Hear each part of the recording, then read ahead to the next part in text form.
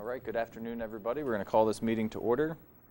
The first item of business is a proclamation for the Historic Houses of Worship Tour, and Cindy Brown is here to receive that proclamation. Hi, Cindy. Hey, Cindy. Hey. Thanks for being here. Sure, thank you. And I'll read this, and then maybe afterward we'll have you tell us a little bit about Sounds good. the affair. All right, this is a certificate of special recognition for the Historic Houses of Worship Tour. Whereas the Historic Houses of Worship Tour will be held on December 26th, 2014. And whereas the event will be self-guided walking tours of historic houses of worship in downtown Hagerstown. Brochures will be available at the Hagerstown, Washington County Convention and Visitors Bureau at 6 North Potomac Street prior to the event, and at the Washington County Historical Society located at 135 West Washington Street the night of the event. And whereas tours will run from 3 to 7 p.m. and include 17 churches and 2 historic buildings. Tours will include seasonal decorations with historic and architectural interpretation and seasonal music. And whereas it is events such as the Historic Houses of Worship Tour which make Hagerstown a great place to live, work, and visit. Now therefore, I, David Geisberts, the Mayor of the City of Hagerstown, Maryland, do hereby thank and recognize organizers of the Historic Houses of Worship Tour and encourage our citizens to take advantage and enjoy the local beauty of the season. So there you go. Thank you very much. That was a lot to read. It was, and I gave people a lot of the details. But how long has the Historic Houses of Worship Tour been happening now? With this particular group of collaborators of the Houses of Worship downtown, this would be our 4th tour. Okay.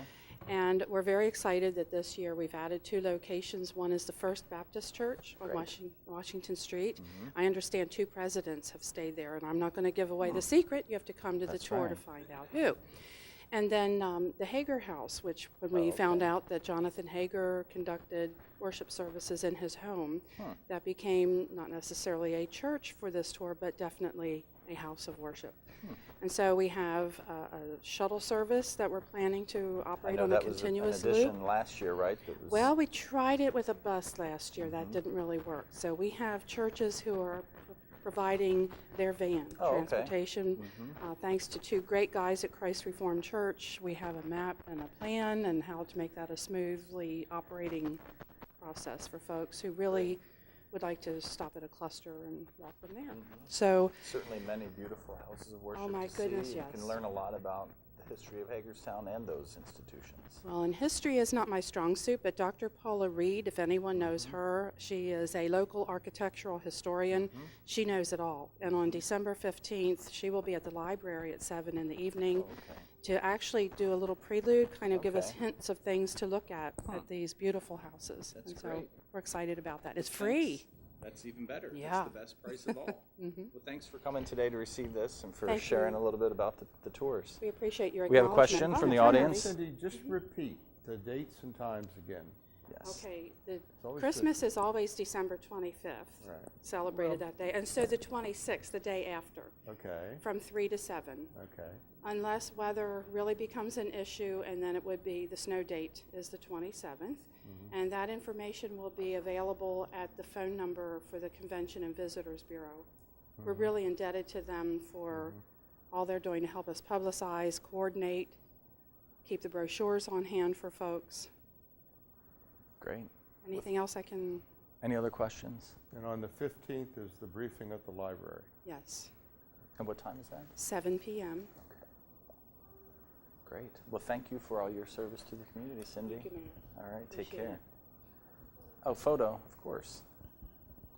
Oh, wait a minute. They don't want to see this.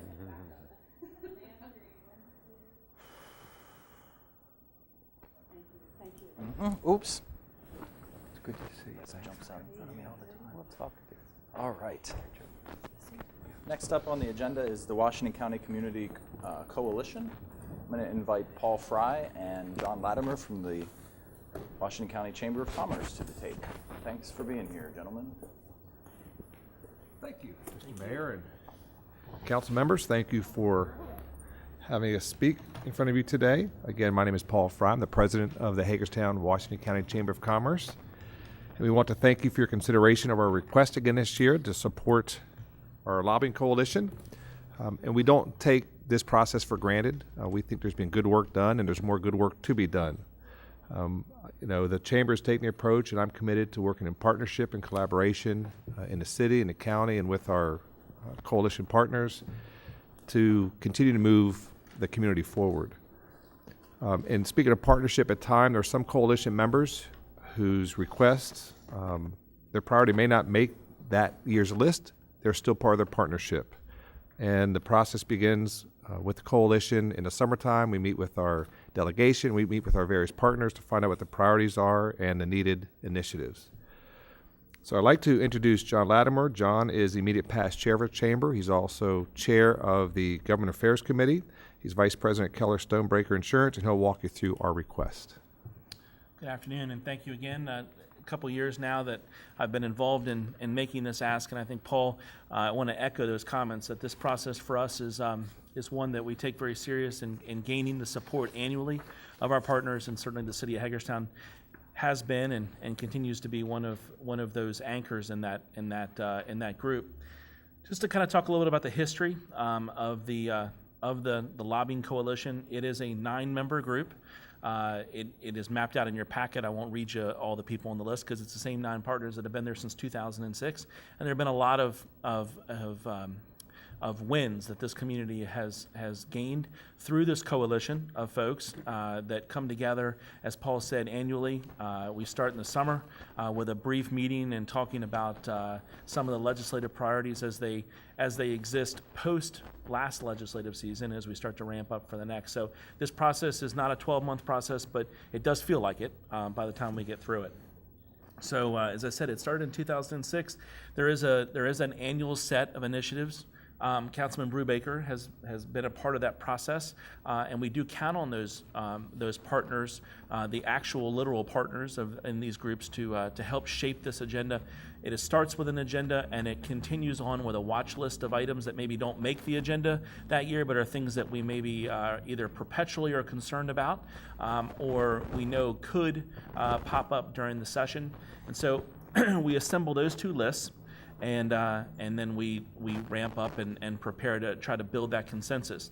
Part of the team, beyond those 9 members, is a lobbying firm, and we have historically used the same one. The Rifkin firm is located in Annapolis, and our lobbyist is a partner in that firm, Mike Johansson, and has been a part of the process since the beginning. So we come forth to you today asking for 2 things. Number 1, your continued support in that effort, and number 2, for you to consider a monetary contribution to the endeavor. It obviously does come with its costs, and thankfully we have historically enjoyed a very attractive rate from the lobbying firm, and that continues to this day.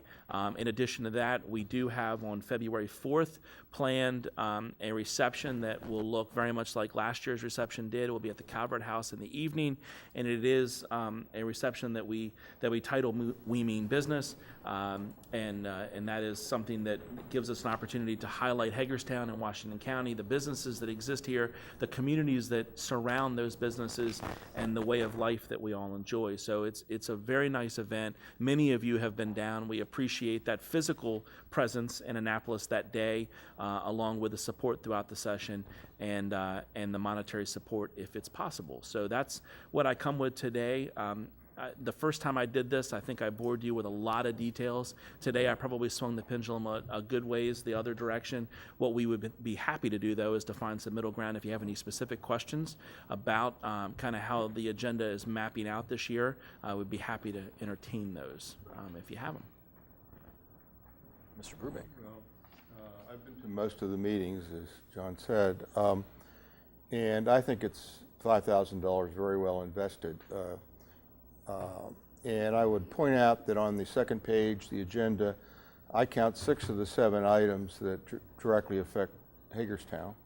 Those are positive on the agenda list. And on the watch list, I count 6 out of 7 that are either could affect us negatively or, well, most of them are things that could affect us negatively and that really directly apply to us. So, you know, I think it does have Hagerstown in mind. We've work for that as part of the overall community, and I think the consultant fee, as you hear about such things down there, is pretty reasonable also. And you know, one of the advantages is they watch that labyrinth process in the General Assembly to try to pick out things that might pop up that weren't expected. So I think that's another useful function. Yeah, when you go back and you look, I mean, some of the early years, 2006 and 2007, even 2008, two things that I think really caused us to get our legs under ourselves pretty quickly with this lobbying coalition and this effort were the gaming funds that specifically sit within county government, but very much affect affect the city as much as they do any of the communities in Washington County, and that, you know, because of not only the overlay with the fire and rescue community, but also the nonprofit community, that was an early initiative of this group and an early success story. Likewise, the funding for the University of Maryland at Hagerstown, again, really important things that maybe started as watch list items, but became very important to this community, and this coalition played an important role, I think, in helping to preserve those programs. In addition to that, as Councilman Brubaker indicated, there's a number of financial projects that have come back, money that have come back. Most recently, I would like to think that this effort assisted in some of the opportunities that we're seeing through Professional Court, the Eastern Boulevard corridor, bigger projects, but again, transportation in nature, certainly I-81, the bridge initiative, again, things that all affect the city of Hagerstown and all things that we're paying close attention to. And again, as a taxpayer in this community, I would agree it's money well spent, because that access that we gain through the use of a lobbyist becomes invaluable during session. The folks down there are exceptionally busy, and they're hearing from a lot of people in their respective communities and beyond.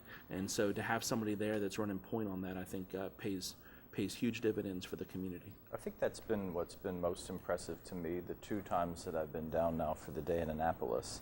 And it's not that any of us sitting around the table wouldn't have access to our local elected officials or even other elected officials from different parts of the state. But what most impresses me is the coordination that happens just to pull that day in Annapolis off, with meetings here, there, and everywhere, and just the people that they bring to the table to get to have those conversations, whether it's at a reception or at a lunch meeting or something else. I think a lot of conversations happen just in that one day, and I know even beyond just that one day. So I do think, I personally think it is money well spent as well. I have a couple questions. Let me preface it with saying I support the whole 9 yards, including the money. But you mentioned 9 partners, and I keep only counting 8 on the list. I might have misspoken then. Yes, it's 8. Okay, You're that's exactly okay. right. I just want to make I sure. think I do math for a living. That's okay. 2, I What were those don't. estimates on insurance? I don't know that I remember seeing in the past as a revenue item the Greater Hagerstown Committee.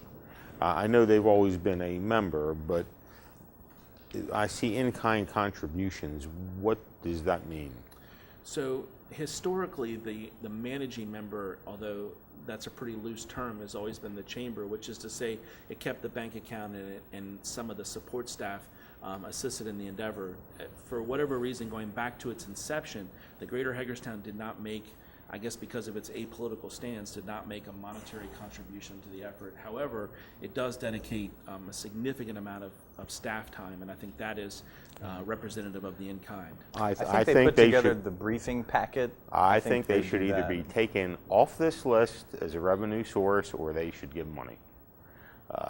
To be told they're apolitical and cannot contribute money because they can't lobby, and then be listed as a revenue source for a lobbyist, to me doesn't make sense. I have no problem with Greater Hagerstown Committee's involvement. Don't get me wrong, none whatsoever. But to list them as a revenue source, to me, it just doesn't make sense to say that we can't spend any of our money towards a lobbying effort, but we can pay payroll to somebody who lobbies. Those things don't make sense to me. So I think they either need to come in as a cash partner, or they need to be removed from somebody who's making any type of monetary contribution. Understood. don't have any problem with Greater Hagerstown Committee's involvement whatsoever. Yeah, Want to I make think- that clear. I just don't think it makes sense to say we can't lobby, but we can give in-kind contributions, and that's not lobbying. Yeah, I think it's my understanding it's always been about tax status and that sort of thing, but that's. I fully understand that, and I that's will why make it sure seems to that- me that takes away their tax status if they're paying people and putting in here, holding out to the public that they are expending funds for lobbying. I think that's not what they would like to see in public. That's my point. You got people who would have no trouble complaining about their tax status with what's in front of us here. Understood. We'll talk about that internally and we'll work on that for you. Great. Any other questions? Don, Mr. Munson? I'd like to pick up on what Marty said. Having been on the other side of this for a long time,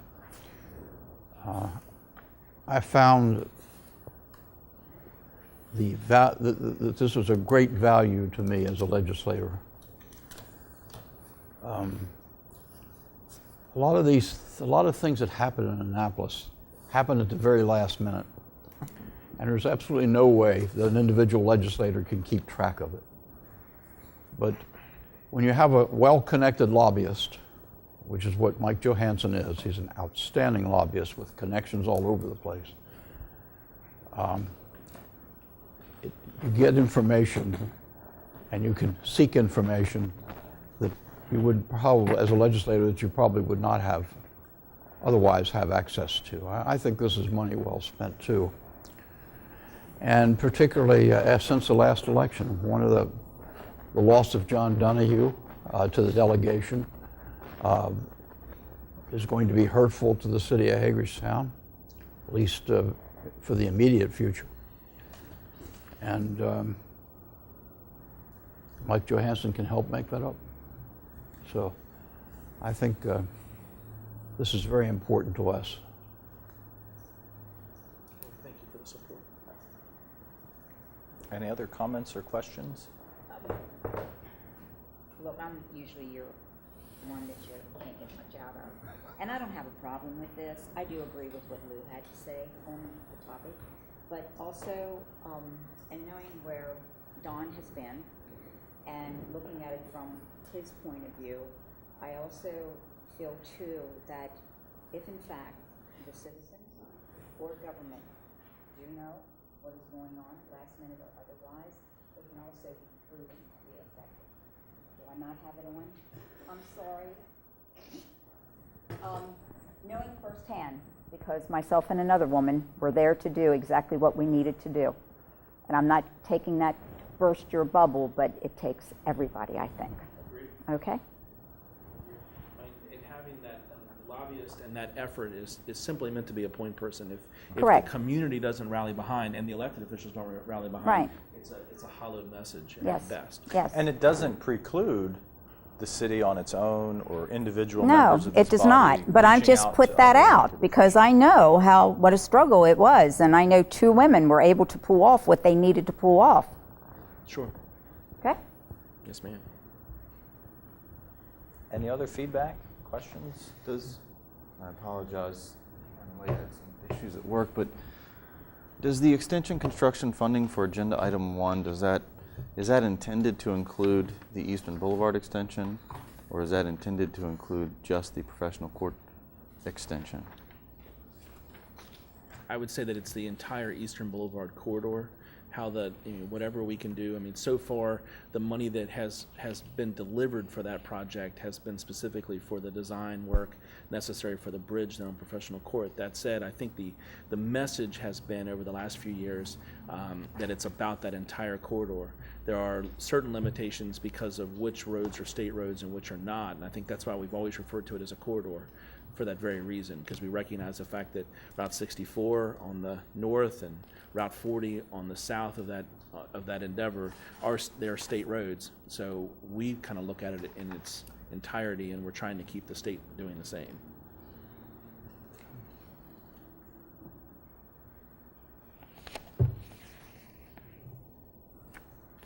Well, it sounds like we have at least 3 explicit members were Penny. Are you going to? your support. Yeah, I said. Okay, so we got 4. John has. Kristen, are you a thumbs up?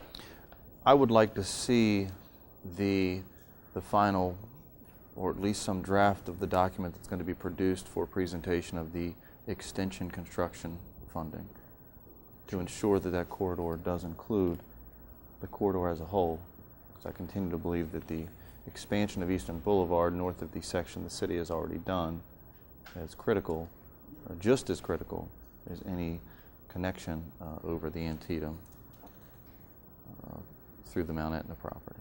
I certainly would publicly tell you that that is the effort by the coalition, but that said, we can certainly drill down on it in writing and give you a draft document. Yeah, last year's document would be reflective, and I think even the draft agenda that's been circulated so far this year, we can be happy to get that. The fact sheet. And I just want to point out, I see on here liquor law changes to support designated downtown festival areas. I know we are discussing on the city level requesting our own liquor board authority, similar to what Baltimore and Annapolis have. So just so you are aware of that is something we are exploring. Good. Whether it's for this session, if we can get something together in that time frame. Certainly we're starting those conversations though. But they're not mutually exclusive. I'm sorry? This effort and that are not necessarily mutually exclusive. They are not mutually Yeah, exclusive. they're not mutually exclusive. But I noticed that on there and just wanted to clarify that for Good. you. Great. We have started exploring that as an option. Excellent. And the 5,000 has been our historic funding level. We've allowed for it in the budget. Mayor and council are good with it. We'll put it on for a motion at your regular meeting on December 16th. Sounds like a plan. Thank you all for your time today. Thanks for coming in.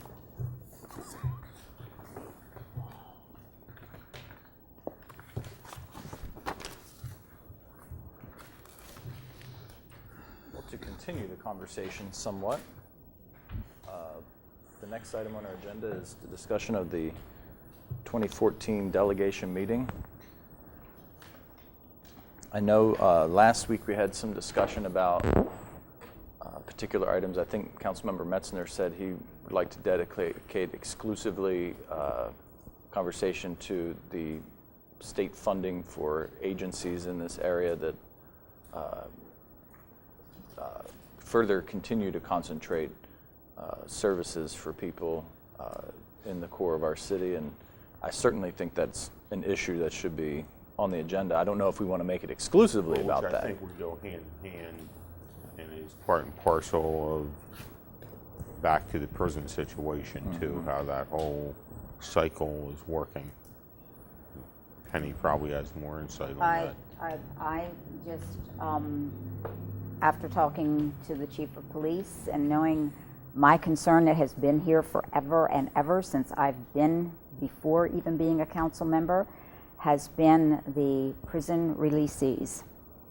And Mark can better go into that. I talked with Chris Shank today, and I told him that I felt that, you know, this is an item that we really have got to look at. We are the dumping ground for just about now everybody, and it continues to move that way. And I think that the prisons needs to be on here too, as far as the releasees. And I know there was an effort way before I ever came on to try to do something, you know, to get people released back into the community where they came from. Again, Mark is the one who can address that because he better, I know that I was there and I know what we did have, but things have not, you need Mark at the table. Right.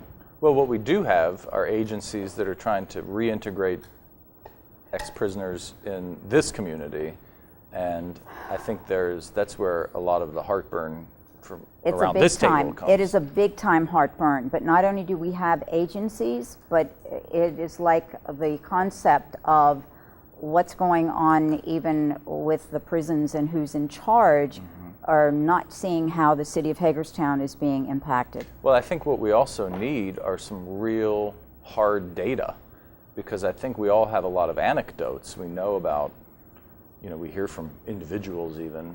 Well, anyway, we hear from we hear anecdotes, but what I have yet to put my fingers on is some real hard data that says X amount of people come out of state prisons 3 miles away and remain here in Hagerstown as opposed to going back to where they came from. Oh, they can go back, but then they come back. The other issue, well, that's recidivism. That's a whole other issue. Well, but this is what is going on. I mean, you know, from the standpoint of, we were able to do this, but now we've got this cycle that's happening. And we also hear anecdotally that folks will move to this area because of low cost of living and relatively high quality of life to be closer to their incarcerated family members.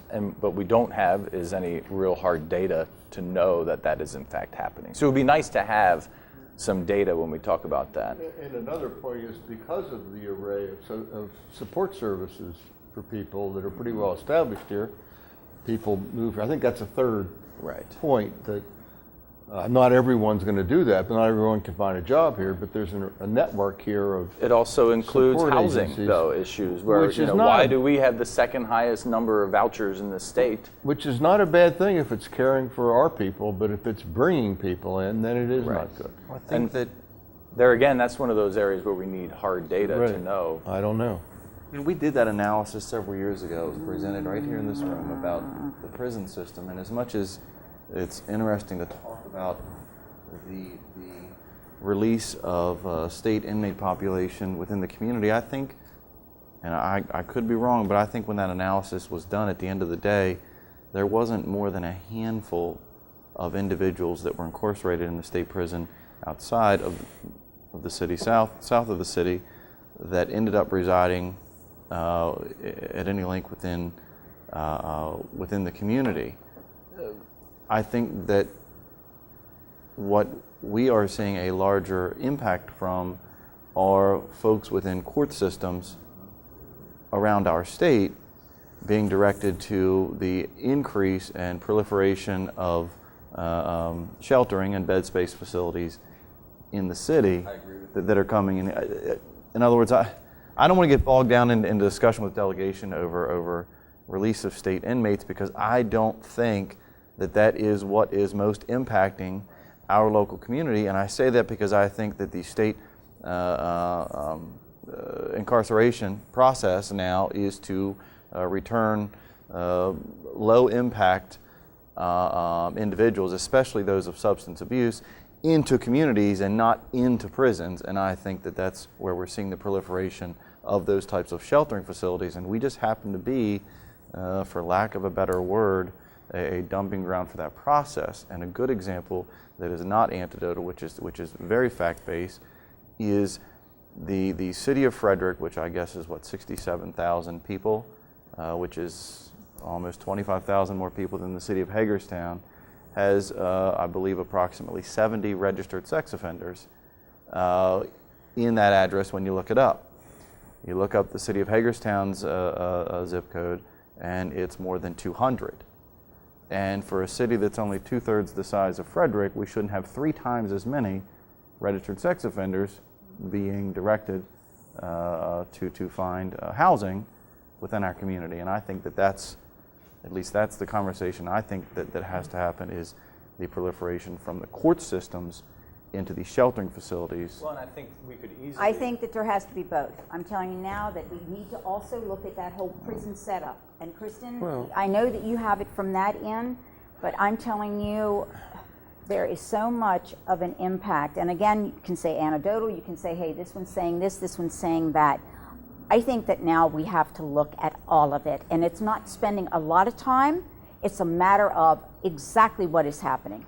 All right, what is really happening? Well, again, I think that's where the need for data comes in, and we could easily file a Public Information Act request with all of the courts around the state to figure out which judges are assigning folks to these beds here in Hagerstown, because it does seem that there are placements being made very frequently from judges down the road who believe Hagerstown is like the residential treatment facility for the state. Whether it's, we have a map. It's very easy to access of all the different agencies that are clustered in this. And I think that's the real problem, is the clustering. It's not that these agencies exist. They're doing good work for the most part. They're helping people. but it's the fact that they're all clustered within a very close proximity to the heart of our central business district. And again, anecdotally serving many people from outside our community. Right. Not just some, but a substantial number. One of the problems you have, though, is when you say that, Mayor, I have to take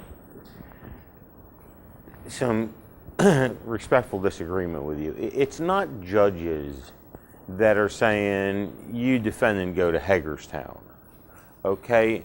It's defendants and defense attorneys who are saying, my client needs treatment, here's an inpatient facility that I have found that my client is going to go to, and it's an approved facility. Okay, so it's not judges that are sending people here.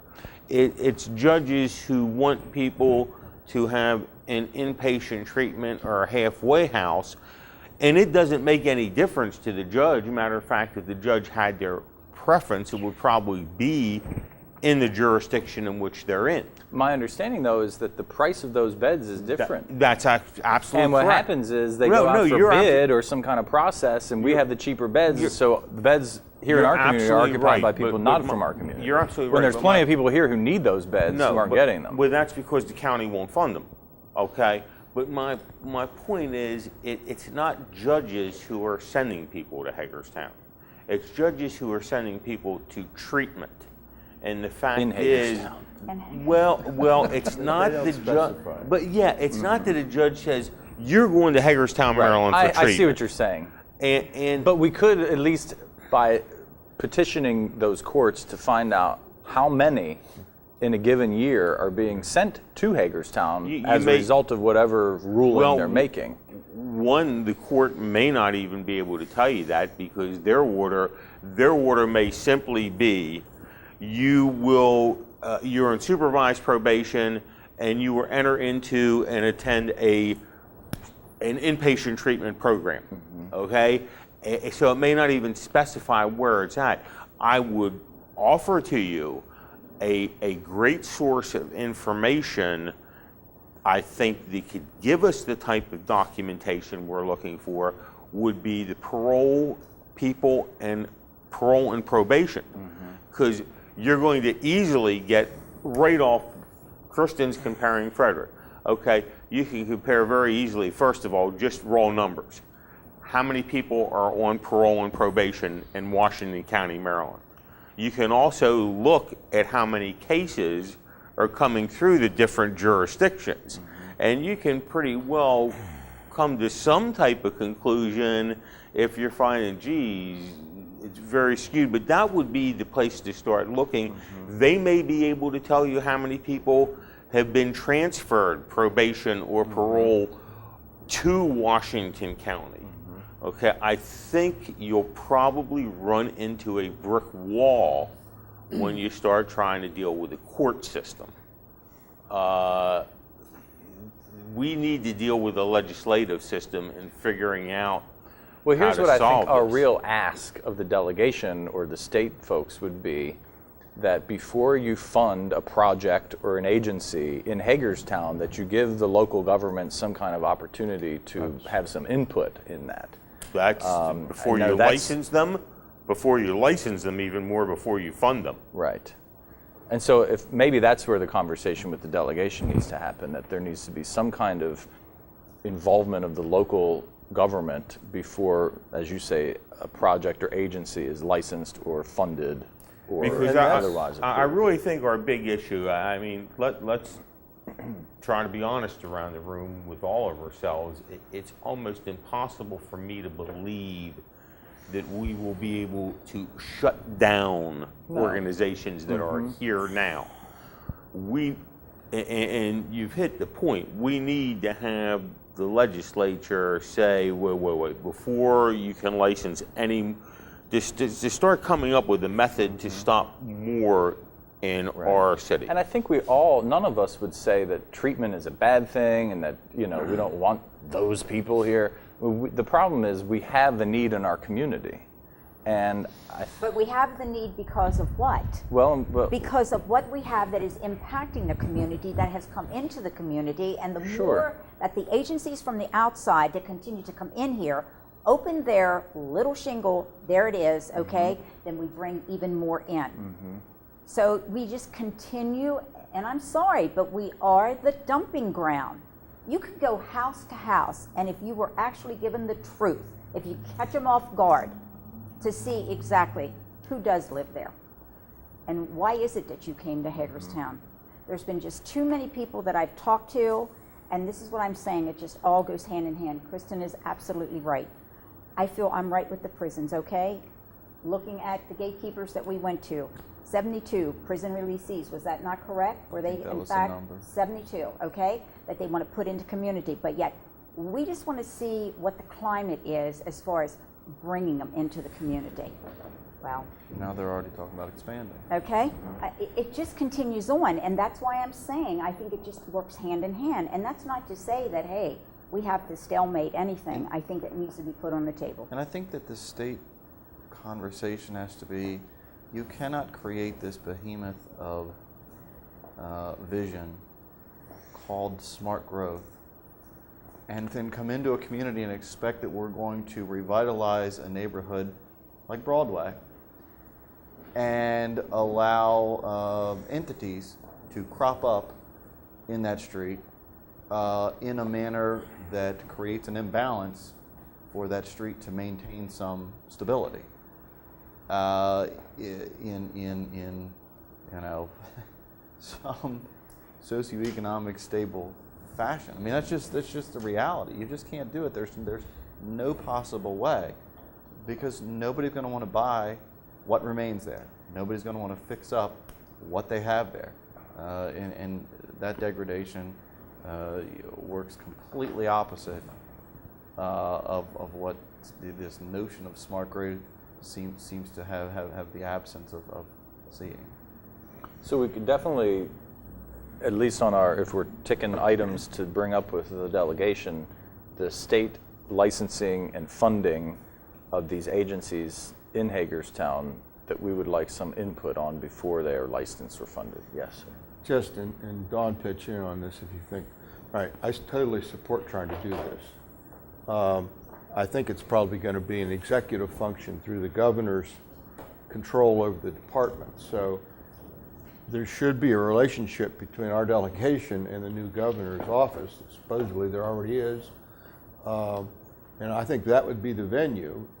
It's likely to be something they do statewide, though, if it involves municipalities and or counties reviewing these things, which I think is a great idea, you know.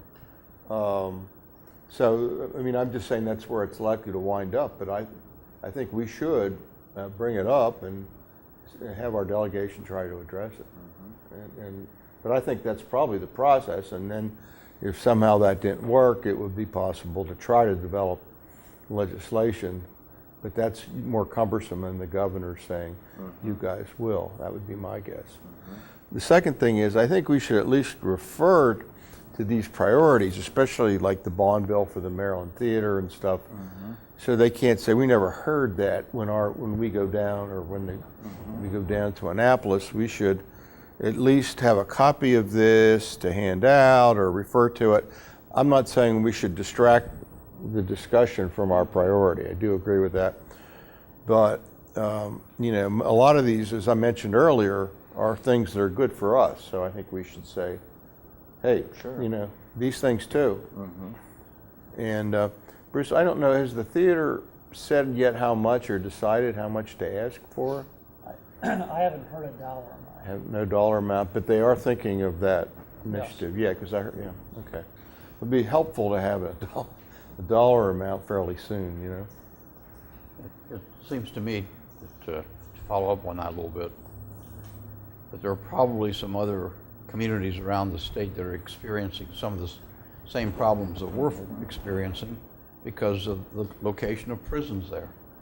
And if that's the case, then the delegation ought to be able to find some allies to help them come up with legislation that would help us all. And I think that in that vein, recognizing that there are other communities experiencing similar impacts, that there be some acknowledgement that they're going to hear from folks that aren't going to be happy about things that we feel we need to legislate improvement at our level, and that they have some understanding and at minimum some neutrality, if not support, for things we're asking for, like a conversation about a municipal liquor board. Things like the crime-free ordinance, which I'm sure that they got bombarded with. Those types of things that I'm sure they're going to hear, other sides of perspective on, but not, in a manner that we're trying to address. Any number of tools that our staff and our chief of police, in particular on the public safety side, bring, I think, are things that they have to say, okay, we've heard you want to do this, and we can say, yeah, this is why. Yeah, I appreciate that point, because Chief Holtzman and I have been trying to share with you some ideas, the local liquor licensing. This morning we sent you one regarding potential gang legislation. Just came out today, but there are items like that I don't know how you want to address it in your meeting next week, but at least from a staff level, we think there's merit for mayor and council to consider. I'm against establishing gangs. I hear you. No, that was informative. That was good. I'm glad it's good to get stuff like on the state agency issue. Let me check and see if we're on the right path here. We started to draft a resolution, and this is a resolution where the mayor and council would request the opportunity to comment on funding, contracting, licensing, permitting, whatever the case might be. We'd have a draft. We were going to have a draft for you next Tuesday as part of your review of the preliminary agenda for you to adopt on the 16th. I don't know if you want to use that draft resolution in your meeting with the delegation, or whether you'd rather just give them a verbal heads up. I think it'd be good to maybe circulate the draft tomorrow, and we can certainly use to that the mayor and in council, and get you guys an opportunity for feedback, and then yeah, okay, we'll do that. What do you guys think? It can still go as a form of a letter then. Right. I think the fact you adopt it as a resolution shows the full seriousness body right. has said this is important to us as a legislative body for Hagerstown. Well, I don't think it's just us. Above any other issue, this is the issue we hear from citizens, period. That there is no other greater call to action from our citizens than to address this issue of degradation. All right, so I have three things right now on the list. I have the liquor board / gang legislation, public safety, the prisoner release / state agency funding, licensing, the resolution, and then of course referring to the lobbying agenda items that are relevant to the city. I just want to throw something else out there. I really believe that we need to get the delegation to support an increase in the hotel-motel tax, to at least study what's going on around the jurisdiction, and to possibly look at increasing it to make it the same or competitive still, but to help fund some of the projects that we all think might be very good ideas, like an indoor sports complex or a stadium project, or any number of other projects that will be good for visitors and tourism and conventions and gathering large people in places to do fun things. So I don't know if anyone else has an interest in bringing that up, but that's certainly something I'd like to talk about, especially now that we've got the Hagerstown Suns that are, I'm sorry? Something Don had mentioned a common saying about taxation down in Annapolis. Right. What's that? But in Annapolis, the old saying is, don't tax me, don't tax thee. Tax that man behind the tree. I say We the could never hotel figure out who motel that tax, man that's- behind Yeah. the tree was. Yeah, Right. exactly. Yeah. But that is a tax that is mostly paid by people who aren't local taxpayers, who aren't. That's you the know. whole idea. And no one ever looks at their hotel and says, in Washington County, Maryland, what's the hotel motel tax compared to Franklin County or Frederick County? Or at least I never have in the times that I've traveled and stayed in hotels. And most, I would say, are at least 10% these days in terms of a room tax or something along those lines. The problem always is being sure it really goes to projects that we're interested in. Right. It was raised the last time to fund a Right. stadium. Right. And Well, it that's got part of the diverted discussion. when nothing materialized along those Well, lines. and I think the discussion it got needs to be had diverted, about- and we get, like on Project Open Space and others, we don't get our proportion. Why does the CBB and fund the it's town used as other things, Right. and there's an automatic for new feedback floors in the Hancock Town Hall? to the CBB. So if it's increased and then the CBB still gets 50% of it, Right. it's not. We're not going anywhere. Right. So I agree. you know, it might be brought up as a general. This might be a way we're going to go, and they'll say no new taxes. But we think, Right. hey, this is something that can work for all of Well, us. then take a look at how it's being, Yeah. whatever's being collected now is allocated because how many new hotels were built in the last couple of years? So they are increasing revenue, even though the I economy. would bet it's 2 million now, or tight. close to it. So- Yeah. Anyway, that's just another Yeah, item. your point is well taken. It's if you want to have amenities that people can really appreciate, it's nice if someone else does pay for them. And Yeah, I most, mean- as you said, most of the people who pay to stay in the hotels are from outside the county. And the point I want to make, though, is that the tax on hotels, motels, has not been raised for quite a long time. And it would not be out of line to increase the tax some. But we do have to assure the fact that it benefits at least partly the people in Hagerstown. But anyway, I'm not going to, I've already said it, that it shouldn't be going to fund floors for town halls, that's for sure. Anything else?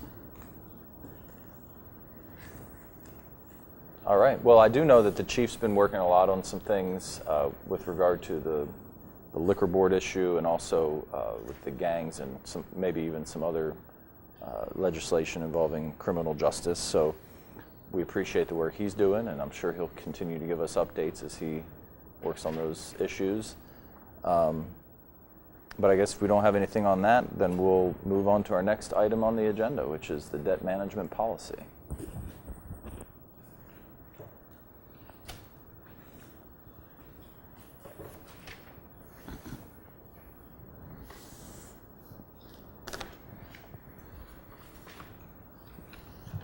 Good evening.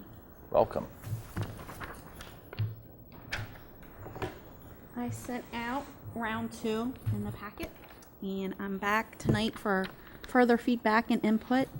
And the goal was still that we would have this ready for adoption at the December 16th meeting, so that we have a policy revised and done by end of calendar year.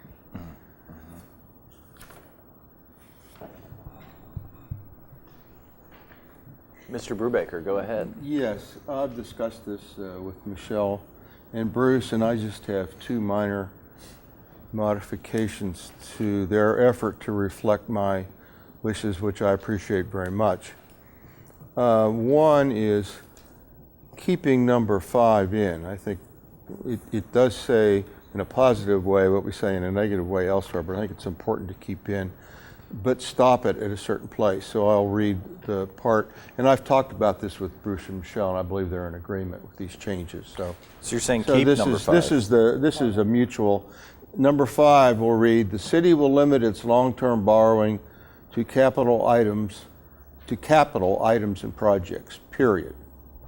Okay, that's fine. And then on number 6, in the second line, change can to should. Do projects that should be funded from sources other than long-term debt. I think it, Say that again, please. okay, in number 6, Right. on the second line, it reads items and projects that should be funded instead of can be funded from sources other than long-term debt. I agree with that too. Makes sense. And then, you know, down below, we talk about the pay-go and so forth, but there, it's directed to, we're not going to use debt for things that aren't eligible, but it's important to say all those things. So can changes to should. Do you see where I am, Don? And only the items in red indicate the changes since I was last here, just so that it was easier to Right. read. Otherwise, I agree with the changes. And I agree with the changes except for those.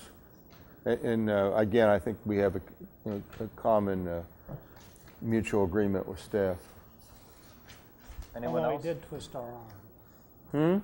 Although, I'm joking. Okay. I just said, although he did twist our arm, but no.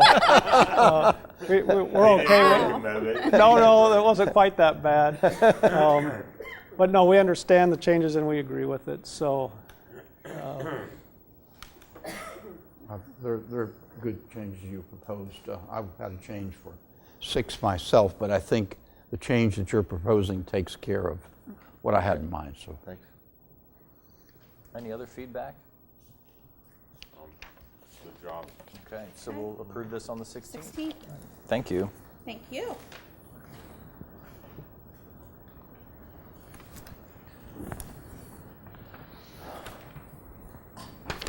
All right, moving right along, unattended donation containers.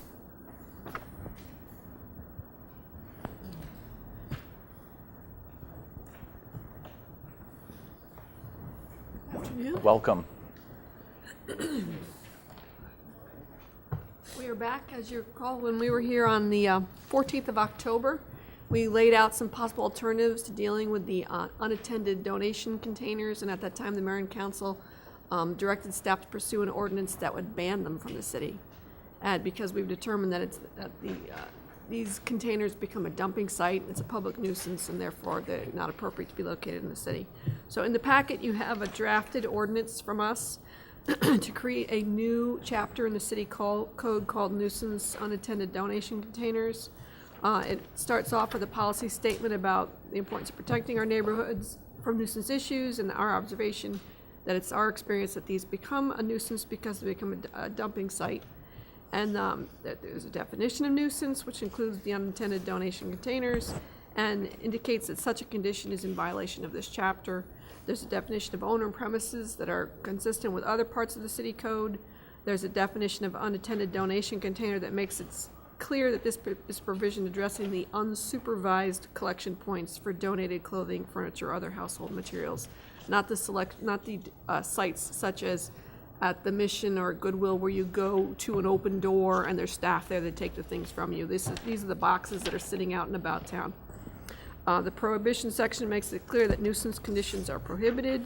The notice to abate section provides 30 days to remove the unattended donation container from the mailing of the notice of violation.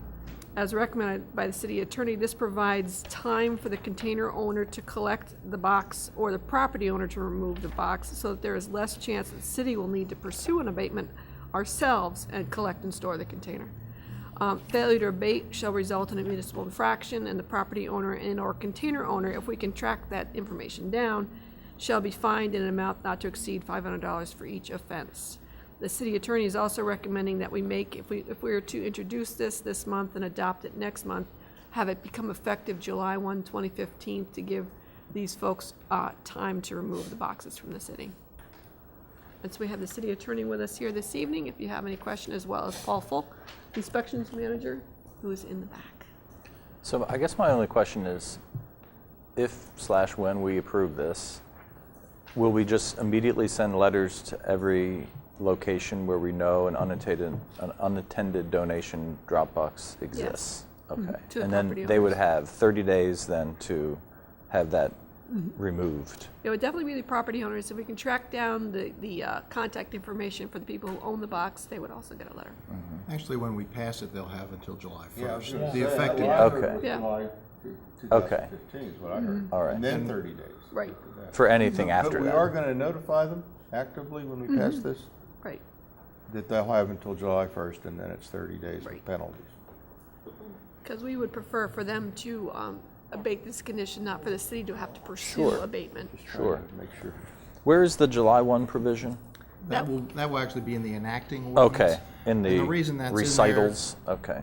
we're just not quite sure what the relationship is between these property owners and Right. these. I think that's prudent to give that much time to abate this, all the initial ones anyway. Any other questions or feedback? Now, hopefully the property owners will take it upon themselves that they won't wait till July 1st to get them in grip. Okay, so we'll schedule this for our session on the 16th. For introduction. Yep. Okay, thanks. Great, thank you. Thanks. Moving right along. We're at the 2015-2016 pavement preservation and highway user revenue. Yes, they're tied together. Yeah, I'll do my best. Good afternoon. Yeah, we wanted to take a couple minutes to review the steps on how we put together our paving budget each year. Tis the season, I guess, and we're working on our budgets here in the next few weeks. So we'd like to have your feedback as we prepare particularly our paving CIP. I don't have street cutting, the issue that you brought up last week. That's not in today's presentation. I didn't have time to put that together, but we will be back in January to talk about that issue. They're similar, but they're kind of separate issues. Today we're talking about mostly paving and that pavement maintenance. Ultimately, what I like to do is get the list of streets that are in the packet, get your input on that, and then have them approved later this month so that we can send those out to the utility companies. And then also we have to issue the curb and sidewalk notices. I just like to walk through, this PowerPoint's very similar to the one I did last year, but it kind of gives a background of how we make decisions on this subject. So back in the old days, the way things were done was that we had 110 miles of streets, and we did the worst ones first. And we made a list of the worst streets in town, and we paved those. And in those days, asphalt cost about $30 a ton, and we spent about $225,000 annually. But our highway user revenue was far more than that, and it actually got rolled into the general fund. Today, the whole scenario's been reversed. Today, asphalt's about $75 a ton, and last year we budgeted $700,000. But our highway revenue has been trending around $330. So what we've been learning is the pavement, when you do the worst first, what actually happens is you fix those streets, but the rest of the system begins to degrade, and you're not really addressing those streets at all. So the whole notion of pavement management is that you try to keep your good streets in good shape, your fair streets in fair shape, and don't spend all your money on the worst streets in town. You try to keep the rest of the streets in better condition. We'll never have enough money to keep the streets all in like new condition, but the idea is to put the right treatment on the right pavement at the right time. You've heard me say that before. So basically that's not only just milling and paving, it's also slurry, it's crack filling, and it's patching is the four things that we use. So we're not trying to fill potholes here necessarily. We're trying to prevent them from happening in the first place. We're trying to keep the whole road network in as good a shape as possible. And that means spending money on some of the streets that the average person might look at and say, well, it's just got a few cracks in it, or it's just starting to deteriorate. That we may spend money on a street like that to keep it in good condition. So to manage any asset, you have to kind of quantify what you have and determine what the needs are. So last year, you may recall, we did a pavement condition survey. And it is a survey that I'll show you here in a second that basically takes every street and gives it a rating, a PCI number, pavement condition index number, between 0 and 100. So a street that we just paved would have a PCI of basically 100. I think the worst street in town, I believe, is Y Street, and I think it had a PCI of like 32 or something like that. Hasn't been paved in many, many years. So that gives you the range. And overall, our system averages PCI of all our streets is 77.4, which puts us in a satisfactory range. Here is the piece of equipment that they use to drive all the streets. And we did that in December of 2012, so it's 2 years old already. And we'd like to do the survey again next year. And what they did was they go out and this is just a snapshot of what they take a picture of the street. They see the cracks through using the equipment that's on the van, and they can determine the extent that that piece of road is deteriorating. What are the different colors there? What are we looking at? They differentiate between the types of cracks. So the green cracks would be more what they see as like overall pavement distress, where maybe it's like base failure. Where the one that's kind of cutting across the page, that they see that they call that a longitudinal crack. They would say that's maybe expansion contraction type failure. It's not necessarily the that's the one with the white sort of in it, or yeah. And then what about the blue boxes? What is that? The blue boxes, I think that was rutting or something like that. I can't quite remember off the top of my head, but it was another type of distressing of the pavement. I'm pretty sure it was rutting. So overall, the city's streets, the blue is an excellent, the dark green was satisfactory, which is where most of the streets fall, and it's where they should fall. There's no real surprises there. And then we can make a map of all our streets and show the PCI again, the condition of every street. And from that, then we can look at that and make decisions about which streets are really getting to be in bad shape that we need to pay the most money for, and that's milling and paving. Which streets maybe are just beginning to deteriorate that maybe we can do some crack filling or slurry sealing or something like that. So here's a blow up of that. This was last year. East Baltimore Street, for example, on there, it was in very poor condition. It just got repaved because of this analysis. So overall, the PCI rating of the city was 75.9. We did some repaving last year, and that bumped it up to 77.4, although that we don't know how much deterioration has happened in the system since then. And compared to other communities, actually our streets are in pretty good shape. The consultant gave us these PCI ratings of other communities, which we were pleasantly surprised to see that our rating of 75.9 is pretty good. But that's not really the issue. The issue is, how do we keep our system in good shape? And that's where this really gets interesting. So the software that we use allows us to put in what-if scenarios. What if we spent this much money? What's our pavement system look like over time? What if we spent this much money? So we know how much the different treatments cost. So we know what it costs to mill and pave a square yard of street. We know what it costs to put slurry seal down. We know what it costs to crack fill. And we know how much the total amount of money that we want to spend. In this what-if scenario, was $525,000. So we know the street conditions. So if we use pavement preservation techniques and we do all those different treatments, what will happen if we spend $525,000 a year, and let's say we do, say, 25% is paving, 15% slurry, so much is crack fill, those kind of things. What will happen to our street system? So in that scenario of spending about $500,000, over time, we'll go from our current PCI of 78.3, which is in the satisfactory range, and the whole system will slowly deteriorate and will be in the fair range 10 years from now, 69.4. This isn't, this is a tool. This is not an absolute total prediction, but it's a very good indicator, I think, of what the system will do over time, depending on how much money we spend to maintain it. So that means that we would be losing ground, is another way of saying it. So another scenario we ran was for $700,000, which is what we spent last year. And there's still a slight decline in the quality of the streets over 10 years, but it's not too bad.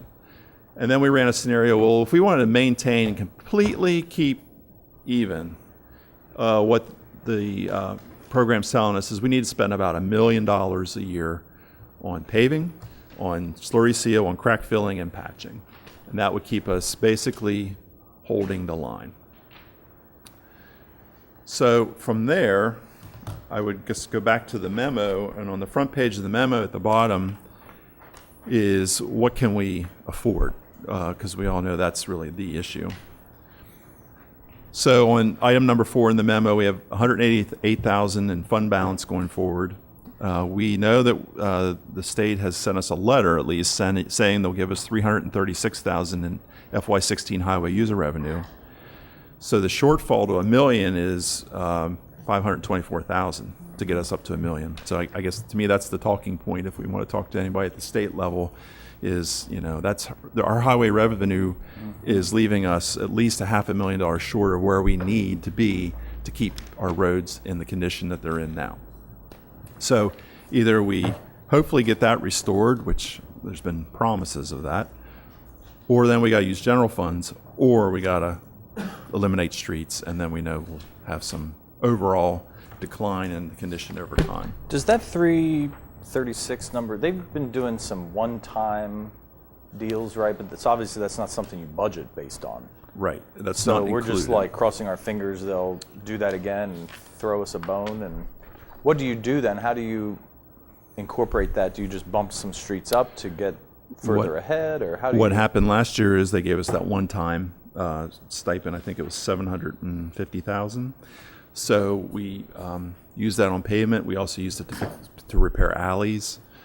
We've used it to do some sidewalk work. We've used it to do various transportation things like that because we had this extra money. Right. And then some of it was carried over. Give us what they promised or fully restore it so that we can budget based on that number. That would be the ultimate. Right. Yeah, I recommend our budget cycle goes past the state legislature. My recommendation would be to put the full amount, because both candidates I've heard promise this twice.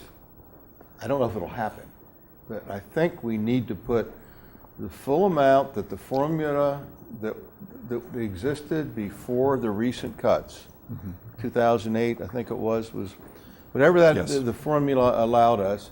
I think that's what we ought to budget. And then if it's cut, we can make a decision. I don't see how we can afford $500,000 given the budget situation we have facing us. I have very strongly supported the pavement. I think Rodney will attest to that. I've found money for it in the past. But I think in order to go to the state and say we really need this, which is true, we are in a budget crisis, we need to show that money in our budget that way. If we show it that we're going to do it ourselves, then I don't think it's a good idea. And I'm not sure we can afford it. I don't think that's fooling anybody, given the budget situation. So I would, that would be my recommendation, but you know, obviously the city administrator can decide. He makes the budget recommendation to us, but you know, I think that would work the best, and then we can keep in our back pocket what we might want to do or not do, but I think it might be hard to find, you know. Were you recommending the full restoration? I'm recommending the full restoration. I heard it from both candidates. Yeah. So it'd be 1.9 million. Whatever that money was. That we received in, just a quick history, FY09, we received a 1.9 million in highway user revenue, dropped to 217,000, 161,000 the next 2 years. Our base has basically been 330 some the past 2 years, but then the two one-time allotments We got supplements, yeah. supplements were a little over 700,000. Yeah. But we used to get $1.9 million. Well, I guess I heard that, and I know that sounds drastic, but that would get us within the, you know, the range that we need to be, and we're doing this right. We have a very good argument to make. You know, we're doing all this right. What's going to come of the constitutional amendment that the people approved to create? Well, it doesn't guarantee money to it doesn't guarantee money to localities. Right. Not to highway user revenue. Just means the state can't spend it on anything but transportation. Right. It takes the whole bunch, and without going through a bunch of 2/3 of the legislature and gubernatorial recommendation, they can't, you know, move money from the trust fund that they collect to other causes. But it doesn't guarantee. That was the heartburn I had. I was sort of lukewarm on it because, once again, it leaves us out and counties out too. Any other discussion or recommendations? I mean, I have felt that the fluctuation, and I've said this, gosh, I don't know, 8 years ago, that one of the goals, and you sent out that 10-year outlook, one of the goals that I had even back then in '04, given the fluctuation, was that the city identify within its budget its own funding obligations to management of its street system because of the volatility of the state budget. This is probably at least the third iteration, to my knowledge, where the state has swelled and retracted on the highway user funds, and I don't know how you properly manage the amount of street system we have on that probability. There's nothing in there that says, there's nothing that says that the governor had to give the extra, I don't know what it was, 16 million to municipalities over the last 2-year period, you know, any more than it says that they'll have to. I mean, sure, you know, the candidates campaigned on that return, but let's face it. I mean, I didn't hear Bush and Miller say that. But what I'm saying is, if we don't hold feet to the fire, and we put, Kristen, I think it's prudent for us to think about how we would do it. I'm not saying not to, but if we put money in ahead of time, it's like sending the signal that we got this taken care of, and we don't. I don't think that signal matters to them. They're going to make that decision within their state budget based on their state budgetary decision-making process. Matters to our delegation, I would argue. Our delegation, you'd have to convince me, has the ability to sway the state to return the highway user revenue. My prediction is it's going to go the exact opposite. They're going to cut state taxes and put the burdens back on local government.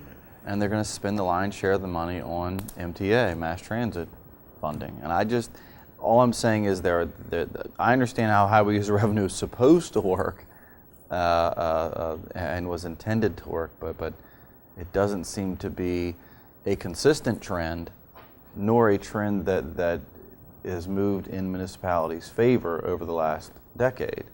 And I don't like trying to manage the costs associated with keeping our street system at an appropriate level on that inconsistency. I don't know how we do that. Like I said that probably in 2004 when we sat down, and that was probably the first of 3 iterations of retraction by the state. Well, another option is, the budget comes out March 31st or shortly before. By that time, there's a pretty good indication of what's happening, or I know that runs it up to the minute, but by early March, there's usually a pretty good indication of what's likely to happen. But the governor does recommend to the legislature. Now, of course, the legislature can dispose in a lot of different ways. They can't, Dawn, I don't think they can increase, but they can change the way it's distributed. They can do a lot of stuff. They can't increase it, I don't think. They can't increase it, that's correct. So But the governor's there are recommendation is pretty behind-the-scenes important. conversations. I mean, clearly the urban counties, for at least the last several years, have been pressing this approach. Why don't those local jurisdictions that want more for highways do more of a gas tax out there to cover their road costs, and we're just going to keep all this money for mass transit, which is where we want to direct it to go. And the reality is, at the state level, we don't have the people in the places to influence those decisions to the contrary. And so we can certainly plan for this new administration or this change in process to bring that forth. I'd rather look at a city budget every year and say, okay, just like snow removal is programmed at $375,000, I know that road maintenance is programmed at $700,000. And if something comes in from the state, great. That we have other transportation priorities that can be put toward to help keep that 70, you know what I mean, at a reasonable number. Right, to keep that to the 70. And I think if we do that, we just send a message to our delegation and all that. Plus, I don't think we can afford it. I think the budget, unless we raise taxes. So, you know, around this table, week after week, there are things that increase costs, and I don't see how we're going to be able to afford it, to be honest. And again, I'm speaking from a base that over the years has strongly supported this program. I'm just trying to think of strategy to do it. I might, at the last minute, say, look, if they didn't come through, let's move this over here. I've done that before. Lou probably remembers, or we've done it. But so I don't know. In my opinion, saying right now we're going to do this ourselves, it clearly sends the wrong message to me. That's all I'm going to say. And I don't see where the money's going to come from if we have to do it ourselves without raising taxes. I think that we should strive for the million, but we can't do $1 million unless we get significant state revenue.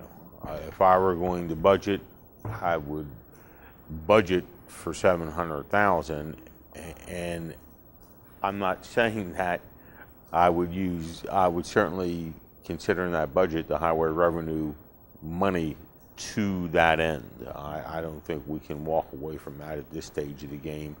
And I think there is something to be said that if we act like we have the money to do it right up front, that that could be a death knell. Well, I honestly don't think we do. I don't think we're fooling you. I don't think the state cares.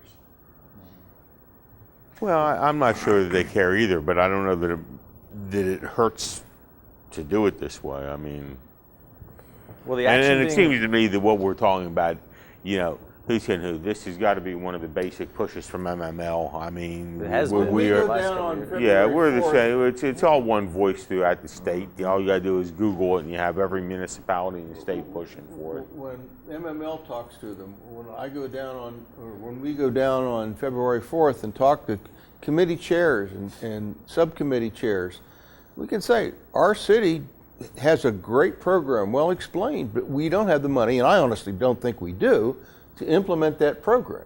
And then you go into your usual blurb about how we can't, all it is sharing revenues that we can't tax for, and we shouldn't be asked to tax for because it creates a crazy situation. Getting the fair share. The action being requested of us today is to approve the final 2015 and the tentative 2016 pavement preservation list. Yeah, Oh, by the way, there's on the first page, it should say FY16 right at the bottom. That's the FY16 budget.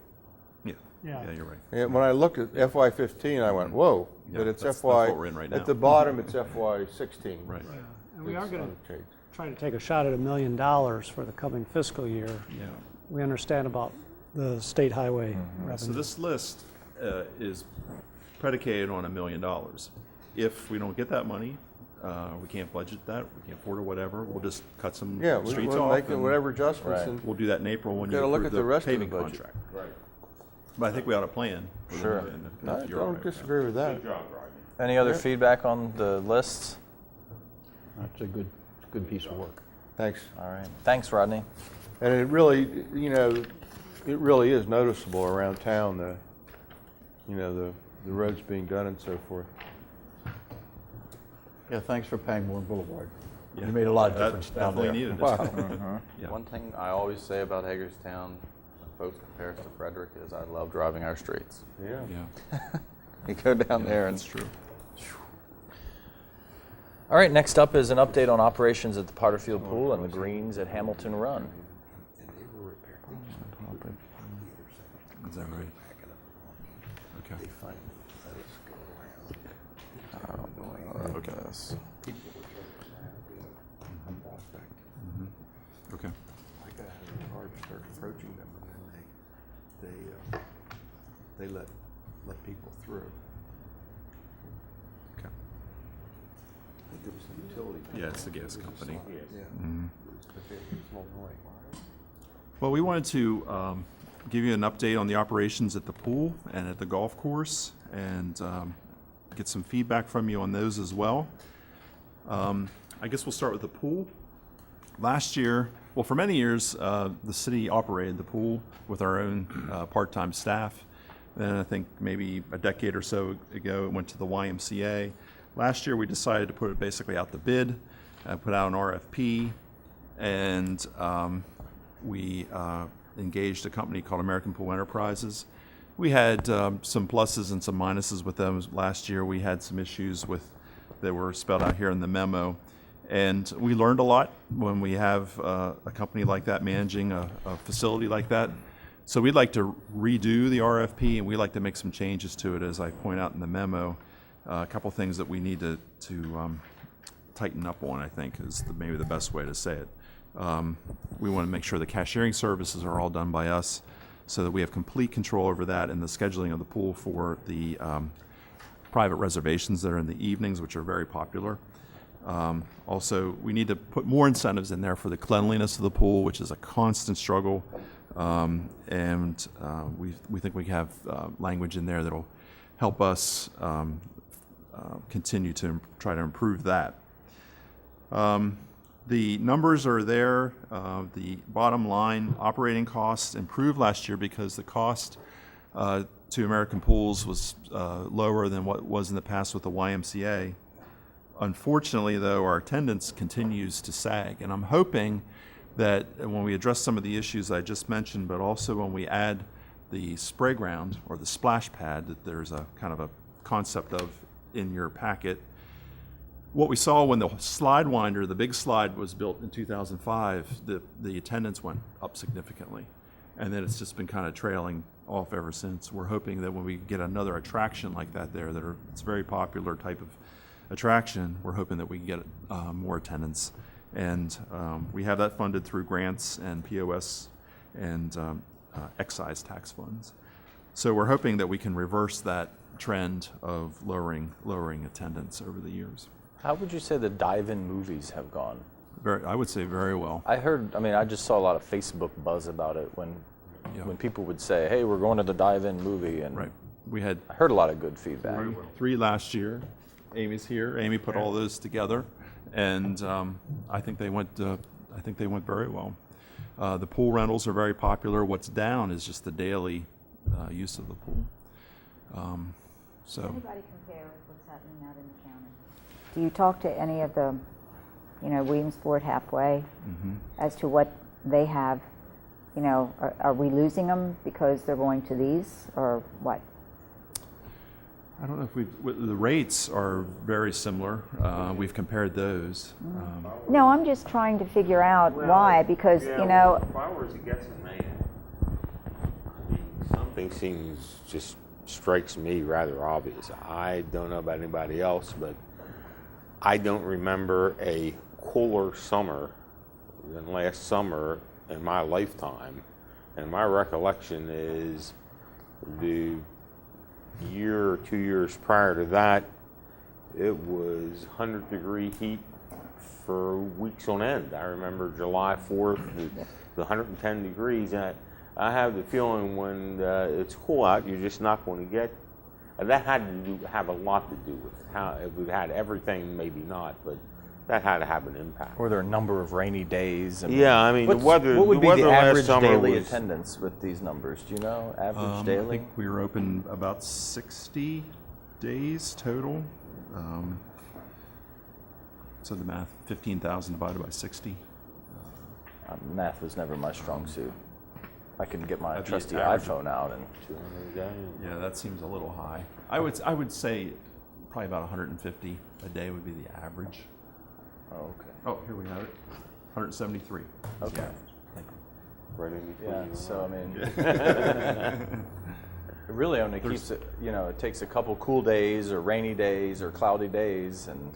Weekends in June. Maybe that does have we an get impact. 400 or 500 at the pool. On Monday, you might get 50.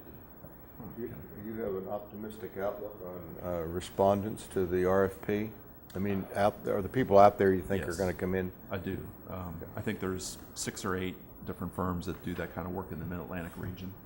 And we're going to, what I like to do is put out an RFP, interview them, really look for municipal running a municipal pool is so much different than running a hotel pool or any other place. And I think we need to find somebody that has run municipal pools because they do have their unique challenges. Yeah, and I won't give you a headache then. I gave him the biggest headache last year. Well, I got a lot of complaints. Yeah. When do we anticipate the splash pad will be installed? well, we submitted the plans for permit, and we hope to get the permit before the end of the calendar year. That's my hope. It has to go to the state. It's considered an amusement ride. It has to go through that whole process. And once we have that, then we'll put it out to bid. Junior and his staff will do a lot of the concrete work and the installation of the toys, I guess I'll call it. We'll have to have a plumber do a lot of the plumbing. It has to have an ultraviolet system to disinfect the water. It's fairly involved. It's not just shooting. Yeah, I think the kids will have a great time with it. And the baby pool, the wading pool, whatever you want to call it, is very seldom used. Right. Very seldom used. We're not required to have one of those. And for No. all the wrong reasons No. sometimes. Yeah, yeah, yeah. So we think that would be a major improvement. Thumbs up on that. Yeah. Okay, so when would you anticipate the RFP going out? If you're okay with it, we'll send it out immediately. That's great. And then we'll be back in January with a firm to A recommend. contract, okay. So we're okay with the pool RFP? No objections? Okay. Moving on to the golf course. Now the golf course. Well, golf nationwide is a challenge. I think I have to start with that. And I sent you some information the last couple of days, some articles we've read. It's declining all across the United States. But that said, we still have to figure out how to do our best to increase revenue and increase play at our golf course. So what we did was, we've implemented a lot of things that we thought would be good ideas. The clubhouse, done a lot of work on the course itself, the paving the parking lot, all those kind of things, trying to improve the overall first impression of the course. But we decided to consult with two golf course industry professionals, and I mentioned them in the memo here. One was Larry Hirsch, who is a consultant to the National Recreation and Parks Association, and does a lot of their training and articles on golf course management, and especially municipal golf course management. So he came here. He's in Philadelphia. He came down. And also we talked to a group called Billy Casper Golf, who's one of many groups out there that manages golf courses. Among others, they lease Rockville's course. So they manage it under a lease arrangement with Rockville. And there's others that do that. We just wanted to get their feedback onto what we should be doing at our course. And they gave us a whole range of things that they would suggest as we move forward and plan on for the future. And I put those in this chart that looks like this, that kind of starts at the left-hand side with basically trying to improve the way we've been doing it just with our own operations. And I guess I'll walk through that quickly. Of the 6 columns on there, the first is to try to hire a person in the pro shop that has an incentive-laden contract to help them try to improve the golf opportunities and the golf experience at the golf course. And that would be things like better customer service, more tournaments, more just improving the overall golf experience. The second column is to work with a consultant that would help us target our marketing and customer experience and give us ideas about what works well in those kind of areas. The third was recommended that a PGA golf pro could be hired for the course to manage it, and that person then would have, again, would target marketing and customer experience. That's the route that Waynesboro, I think, just went. They just hired a golf pro. The lease cost one would be to lease the course to a private operator, somebody like Billy Casper Golf, who, when they were here, they looked at the course, they looked at our market, they looked at everything about the course, and they felt that they said that they would never be able to make money at the course. They would never be able to operate in the black. but their subsidy would be something like $180,000. So they're saying that the best our course could do would be in that $180,000 order of magnitude. They probably could do some better than that, but that's what they were willing to put on paper. Another option is a management contract, which is kind of like what we just talked about for the pool, where a company comes in and manages it for us, but we still have all the risk of the operating costs. So if it doesn't do well, our bottom line is affected, not theirs. We just pay them a fee, and they manage the course for us. And then the last option was to kind of rebuild the course, which I know this isn't in the cards. The one suggestion was that to make it more of a par 3 course, since it is short and tight and relatively small course, to have it as a par 3 facility with a very nice practice area, because there's not much competition out there for that kind of thing. So of this whole range of things on here, we feel that several of these probably just don't make a lot of sense. Hiring a golf pro probably doesn't make a lot of sense because we don't think that we'll be able to attract somebody that will stay for a long time at a 9-hole golf course. I think that's just reality. Working with a consultant, I think we can get some ideas from that way, but I think we're more inclined to try to hire, as our part-time staff, try to hire somebody with some incentives in their contract to try to do more of the golf operations there. So we're talking about the column on the left. Yeah, rather than just being a cashier. The we one need that more looks people. most attractive to us. Yeah. So I know this is not a short-term thing, but I sure would like to see us delve into the last option here.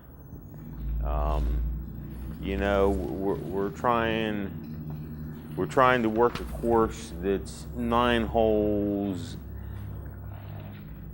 That you have Black Rock, you have these other golf courses.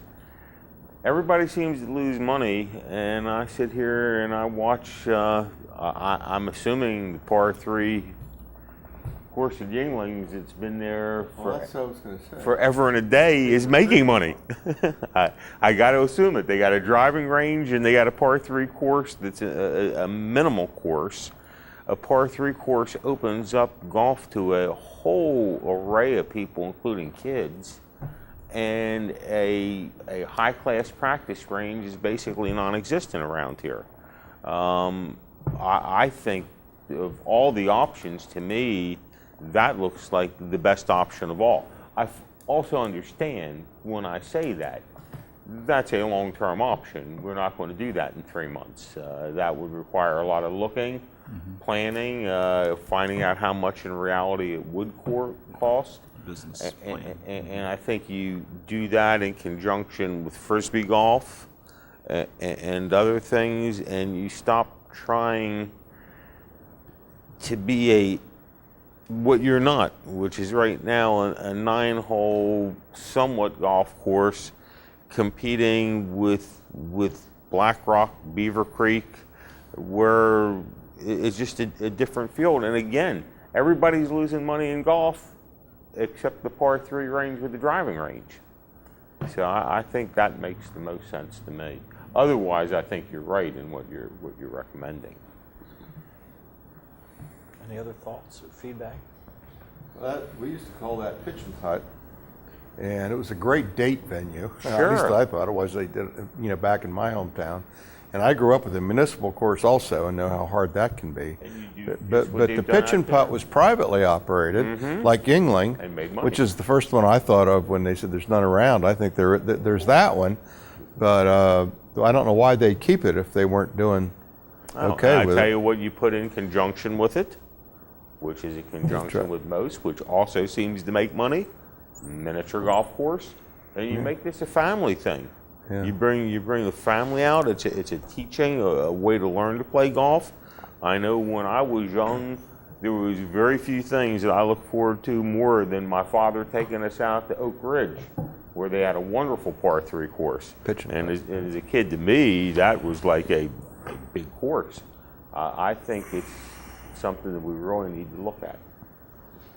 Well, I I respectfully disagree with you, Lou. I mean, if we have 2, 3 par 3 courses in Washington County, neither of them is going to work out, I don't think.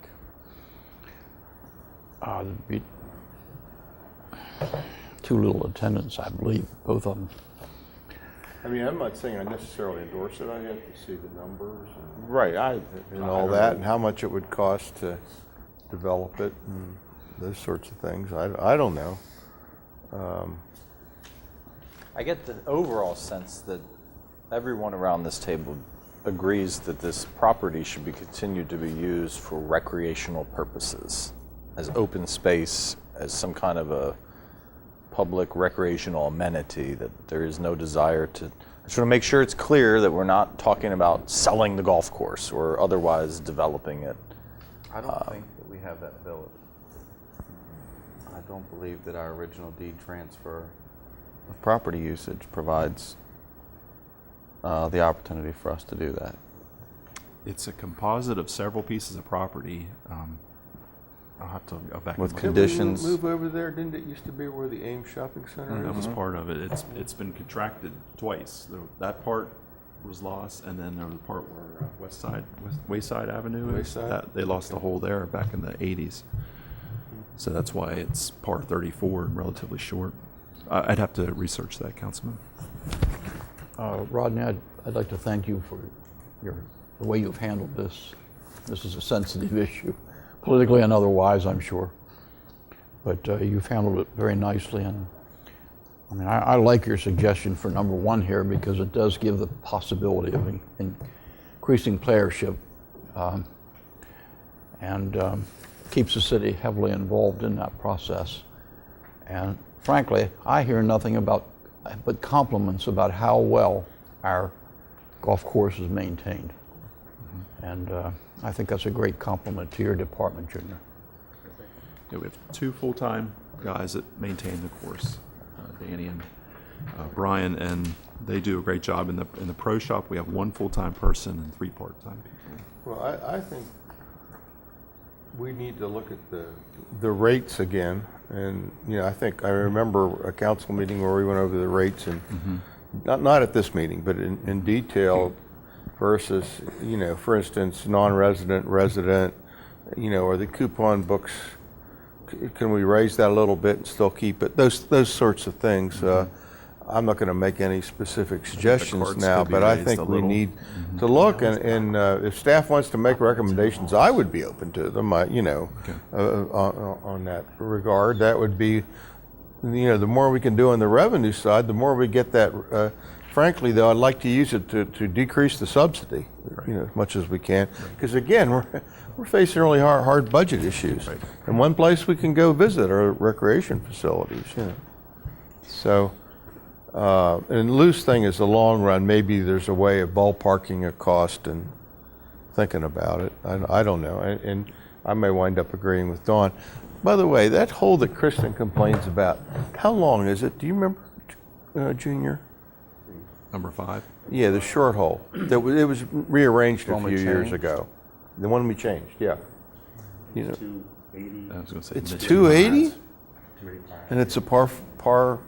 Four. It's a short par 4. But Very short, yeah. yeah. Okay. The difficulty was it was one of the more playable holes, which I'd still believe, and I sent an email out to everybody today on the issue. I think over the winter we need to sit down with some of the golf regulars, and some of the staff that work the course, and I think we need to talk about several things. One is the physical makeup of the course, the challenge. Is it up to today's expectations of what a golfer wants to go out and play? Because if it's not interesting to play, I'm going to go play Waynesboro, which is in deplorable condition when I was there, versus coming down and playing a course that just isn't exciting to play. Number 2, we need to have a discussion about the activity itself on the course, and keeping play moving along, because your average golfer is going to go to a course one time and that's it. Right. If it has to deal with continued disruption in play around the course, and the course lends itself to the ability of folks hopping holes and things like that. And it also, in the setting that it's in, lends itself to people cutting across the course, and you know, golfers just don't want to be involved in that process. It's a period of relaxation, and that, you know, if that's if that's the experience, it's just not going to be conducive. And so I think that's the second thing. And then the third thing is the cost allocations. You know, sitting down with staff and saying, okay, where did you see your best return on playtime? You know, and what are other courses doing to get folks in during these times? Are there specials we can create? Are there ways that, you know, folks can come in and want to use that time up? I think that, you know, and it's funny, we talk about courses shutting down. I would venture to look at the number of courses that are shutting down that are 18-hole golf courses, because a lot of golf course operators will tell you out there now, folks don't want to spend 4 hours playing golf. And so a lot of them are looking now at a 12 and 15 round play. And I think one of the advantages we have is that you market this process, you spend 2 hours, you know, playing golf instead of the 4 hours. And I just think in today's climate, with, you know, the pace at which folks operate, they just don't have the ability to spend 4.5 hours, you know, on a course. But you know, getting in what they feel is around in 2 hours, I think is a marketable condition. And the last thing I'll note is it's good to see, you know, the investment in the clubhouse is starting to pay off.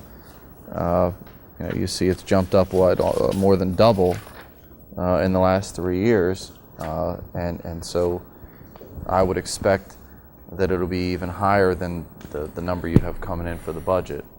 But I think you so. know, by the end of the fiscal year, and so you know, there's one of those avenues. I think that if you invest a little bit in the course, if you invest in the expectation of what the player wants to see when they come to a course, you know, that speaks, I think, for itself, that's what they're going to come for. Right. Well, we'd be happy to sit down with any group that wants to. We're all about taking suggestions. And, I think it would be great hearing from the golfers. With not having a park board any longer, that's what I miss, because we had those that sat there and they talked to golfers and we knew what was going on as a board.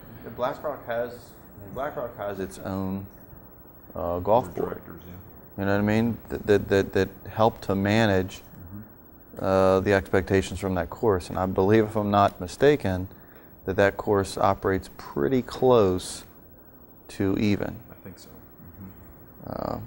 So I mean, you know, something to be said about, you know, just like we did with the dog park and any of those other types of facilities. I see this as sort of a specialized facility that, you know, folks that go know. You know what I mean? You guys play yourselves, and I'm sure you have a different perspective than us sitting up here, you know, on Don the ins and and I outs. did meet with a concerned golfer today, and apparently his dad was involved in the lawsuit back in the 1950s or something, so he's definitely been around for Mr. all McAbee. the golf course controversies in the past. But it was a good meeting, and he gave us a list of suggestions, and staff have already said that a lot of those look reasonable. But I do think as a government, we're committed to stakeholder feedback and citizen engagement. So I do think there's some potential there to engage the golfing community to help us try to make this a better facility.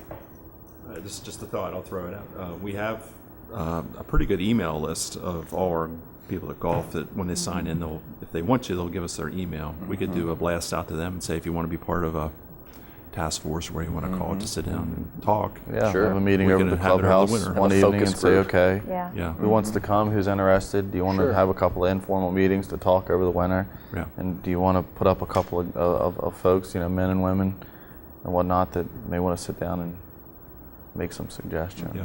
Let's see what we can make happen. It's no problem. My suggestion was to turn the clubhouse into a bar. Getting the operating subsidy down, it can't be where the city's gonna, I could see investing in it if we get a return on it. Right. But it's not that we're gonna raise, I mean, I don't think there's any chance that we're gonna want to raise the subsidy, Right. so.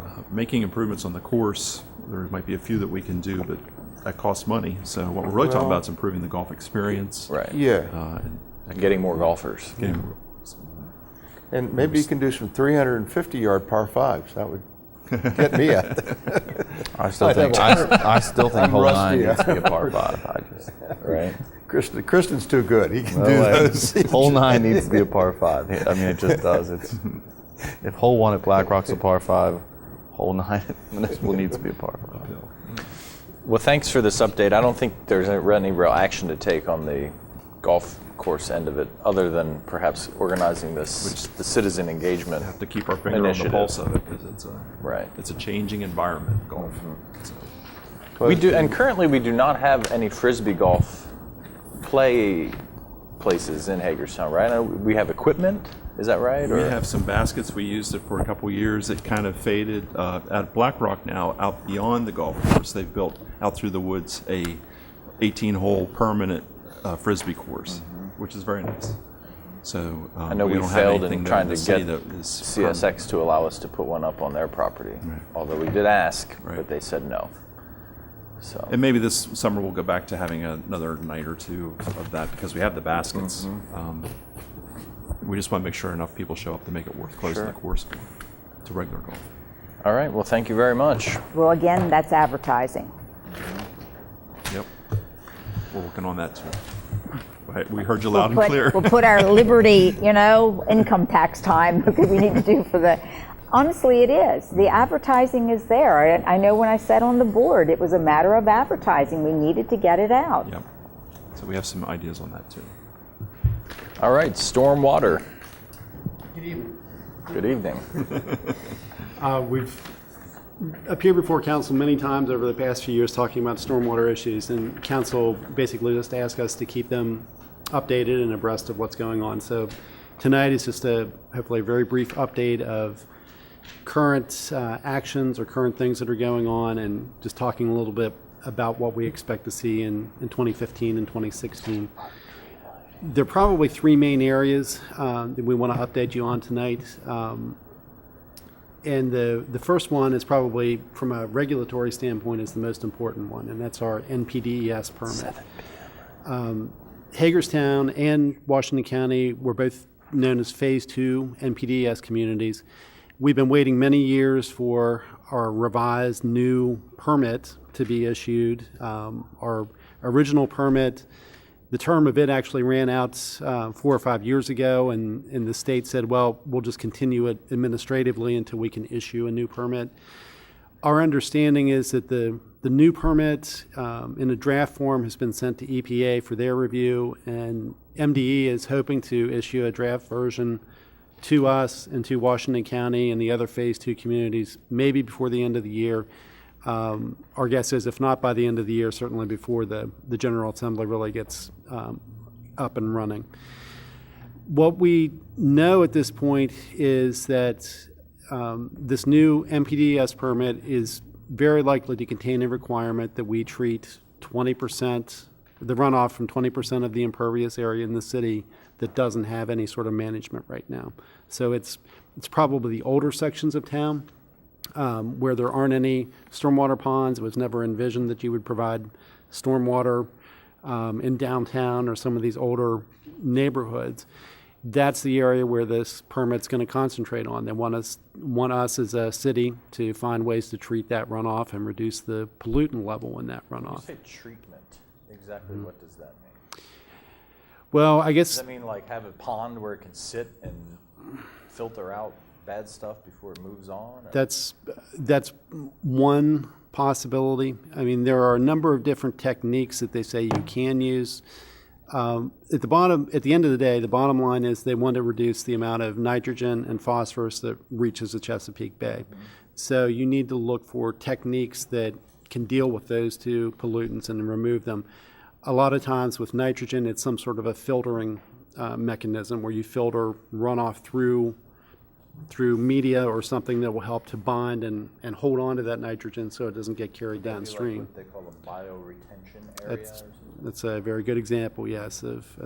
There are other techniques, but the problem is they're trying to define how many pounds of nitrogen or how many pounds of phosphorus we need to reduce, and all these other little techniques that you can do. It's hard to put a numerical value on how effective they are. So bioretention is something that they do have a pretty good track record. They can make a pretty good guess at how much pollution you'll reduce, going downstream by putting one of those in. But it remains to be seen exactly what the permit's going to say. We anticipate that requirement's in there.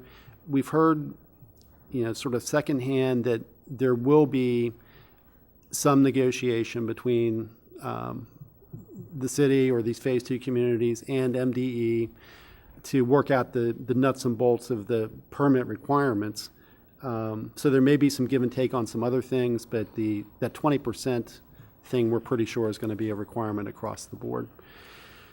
And just based on some estimating that we did looking at building some of these stormwater facilities, these retrofit facilities this year, we're actually in the design of one. We're guessing that over the 5-year period of the permit, to meet that 20% goal, we're probably looking at $10 million in construction costs to try to meet that goal. Got that stashed in the corner of City Hall here. Right. Yeah. You found Brucci's vault? I do think, as I've said, there's no secret, I say it all the time about Town Run and Marsh Run being two main waterways, Marsh Run more so, but the storm runoff from Town Run, when you get a storm in the spring and you go down to Municipal Stadium, you look at what's flowing in those super highways to the Antietam Creek, it is not pretty. So I really think there is an opportunity to combine some kind of project where the stadium exists now, whether that's a baseball stadium or other kind of sports and events center, whatever you want to call it, with a stormwater management project that A, helps the environment, B, creates an amenity for people that involves water, which you can look to Frederick as a model of success, and turns a liability into an asset. I don't know, it probably would cost more than $10 million to do what I'm talking about in terms of flooding out an area, somehow slowing that water down and filtering it out before it reaches the Antietam Creek. But combining that with a project there at the stadium, that's sort of my vision. Like I said, it's probably going to cost more than $10 million. And I'm sure the state is going to help us with this money, right? They're going to pass this mandate and then help us go along when we're matching or help us fund it. As they So, well, I mean, that's just my I 2 don't see cents how on we that. We can't. And then what would You be guys if we didn't do anything? What's the consequence? If we didn't get 20% of our stormwater filtered, what would be the consequence of that? It's not completely clear because we don't have the new permit, but based on the way the MPDS program is set up, there are probably 2 different things that could happen. One at the federal level and one at the state level. On the federal side, they ultimately go by the Federal Register and it says, if you're not in compliance, here are the fines. And it varies a little bit, but what I've seen is if you're out of compliance, you don't do anything about it, the fines can be as much as $11,000 a day for every day that you're out of compliance, up to $35,000 a day, depending on how severe the violation is. There is some penalty mechanism that EPA would have if we are thumbing our nose at them and not doing anything. They would have the right to enact those or levy those penalties. I think what's more likely, though, is from the state level, from MDE. And I'm not sure that MDE is going to have the ability on their own to levy penalties per se, but probably what would happen is they would try to find other ways to withhold encourage funding for other projects or that, or maybe what's more likely and would tie in with reducing pollutants is put a moratorium on any new hookups to the treatment plant, or stop development in this area so that we're not increasing the pollutant load. But yet again, they want smart growth. Are there same things happening in Pennsylvania? No. Not to this degree yet, but there's movement that way. Well, I'm The only reason I'm asking is we're talking about federal regulations, and I'm assuming they're affecting the Chesapeake Bay, right? There's 6 states that are included, right? 6. New York, Pennsylvania, Virginia, Maryland, West Virginia. Right, so when I hear And you say Delaware. that not to this extent, why, I mean, you may not be able to answer this question, but why not to this extent? We're ahead of all other 5 states. Why? Because we're leaders. Because I think that, I think in the federal government's eyes, they see us as the most, what's the word, direct Okay, so the federal government has party decided we're number one. to the Okay. Chesapeake Bay. You answered my question. Well, I think it's partly because the current administration feels that the bays in Maryland has taken That's what I mean. a lot of these actions. I don't know that the feds required the current administration to, but of the governor, the state administration, the feds have knocked heads. The main thing they're trying to do is to get Pennsylvania and West Virginia and Virginia, not so much, the other states to participate. New York. And New York. Yeah, New York's got a huge watershed. Oh, yeah. But, it'd be interesting, though, and I'm not saying you have to do this, but I wonder what Chambersburg and Martinsburg are being required to do. The same valley, and it's a pretty interesting question. Conventional stormwater management practices. Yeah, but As things come along, they're not going back. they're not going back and doing this stuff, and that's aggravating because then businesses say, "Well, I can't go there because your costs are too high." Now we got a governor that just ran and won on a platform of rescinding the rain tax. And that's what I'm. The reason I asked the question. This is pavement tax. The reason I asked the question is just what you said, Christian, is to try to figure out, are we up front because the Maryland government has decided we're up front, or are we up front because the federal government has decided that, notwithstanding the Susquehanna River feeds right into the bay, that the Maryland goes I think first? Marty hit it best when he said, because we have taken such a proactive role, the feds have seen us as being the most upfront. You know what I mean? Well, there's been the most political will in this state. That's to what do I'm saying. something If about we'd it. have been That's like what West it Virginia is. and said, I don't care Until what this you know what I year. mean? We'll get to that when we get to it. I think the feds would have said, oh, that state they're saying they'll get to it when they get to it. But you guys that are saying you're going to take it on, guess what? You know what I mean? You're going to be our whipping boy for this process. It would be nice Right if, in our backyard. I mean, I hate to talk about national politics, but it would be nice that if Congressman Delaney's infrastructure bill ever came to pass, that it would include things like stormwater management infrastructure, not just highways and bridges, because this is an important issue, especially in our region, the health of the Chesapeake Bay. But These those would be eligible they've been fighting projects, the as battle I for how understand long? it. that would be the kind of Yeah, projects. that'd be the kind of project. These would be yeah. the kinds of things that The could mayor's, Yeah, without a ring be tax. useful. the mayor is getting into the comedy bit when he's talking about Congress doing something. I know. Well, and that's why I I'm a think pathological optimist, that Lou. we do the same thing that I said a year ago, which is just like we did our pavement maintenance program. I don't see stormwater management any differently than that. We have X amount of dollars, and we have Y amount of problems, and we program them in that prioritized fashion over a 10-year period, and say, here is the priorities in which we're going to address these, which will provide us the biggest bang for the buck on an annual budgetary But to say maintenance that process. we would have to spend $2 million a year over 5 years, essentially, is what this would be saying, to get to 20%. I mean, Does that include assumption no. of state funding, or does it include, like, if That's- we had to that's do it just all? to- that's total cost. just a ridiculous So it doesn't requirement. include an The assumption good of news state is funding. we're in with good Either company. way, wherever the and money it's- comes from. Right, that's what I'm trying to get at, though. It's not our core or a matching thing. It's how much the projects would cost. To the extent we can get state, it ameliorates that, right? And that's why I Okay. said if we had some 80% prioritized, state. if we had some prioritized budgetary approach to this, with a process that says here is the priority stormwater management fixes or improvements we're going to make. Great. 5 years from now, somebody wants to say, "Hey, we're going to penalize you." Then I think, as Lou pointed out, you say, "Ooh, this is a plan we have implemented. We have been proactive." And we're doing what we can afford. Bring me the plan of the other 156 municipalities in this state, got or it. the 500 in the other Yeah, right, 5 in the states other five. that have a And- plan like this and have put it in action. And I think candidly that that if that existed, it seems to me at some level that the government would be precluded from being able to do something thus. Right. As thumbing our nose, because we're not doing that. We're not doing Someone like equal protection. Yeah, we would only maybe do what we government can be afford to treated do. like people, since corporations are under the Supreme Court ruling. And to that end, I think Jim has done that, and on the back of the memo, there's 2 or 3 projects that he's working on right now that are mostly grant Right, funded. they're grant. I saw that. great. I That's said, that's the great. way to go, Right. yeah. And I think he's That's trying the way to go. implement the plan that Chris is talking about. Yeah. Councilman Mausch. Yep. Good job. Good work, Jim. Good job, Thank you. gentlemen. Emily McFarland ought to get a shout out. Yes, She's, she does doing work a of lot on our grants. Application work, Yes. which can be sort of thankless drudgery, but she's done a good job with that. Yeah, I heard We're that. glad she's back. Yeah. Yeah.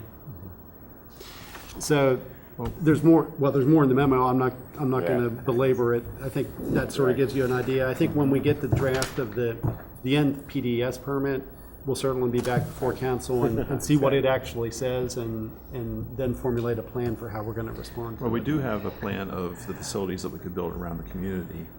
We Right. could show what we've done so far and kind of bring that back with We're us. probably way, So- just in that regard, Yeah, I that think thing we you are. have with all the different. Right. Yeah. So here's a bit of a facetious question as I was thinking about this when I looked it over and you put it in the equation of about 350 acres.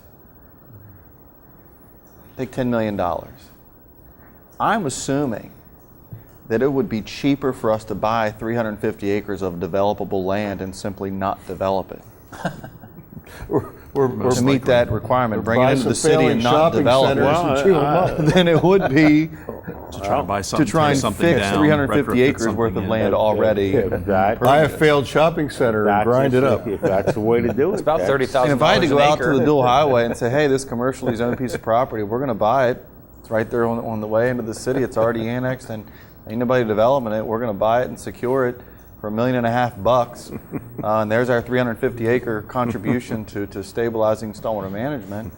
It doesn't sound like that would be acceptable under this scheme. Well, I mean, it depends. And you're Depends an how far you optimist? take Let's it. see If when you- it was developed. If you buy the land and turn it into a forest. That's what I'm saying. Yeah. And No, we're I going mean, that's to thinking sell it outside the off box. for That's- forestation credits. Now, what they'd say is, $2,000 an acre. if it was developed, it'd have to meet the new standards, so it doesn't count to buy up that. You'd have to buy up existing violators, it And we seems can to me. finance it through the sale of our watershed property.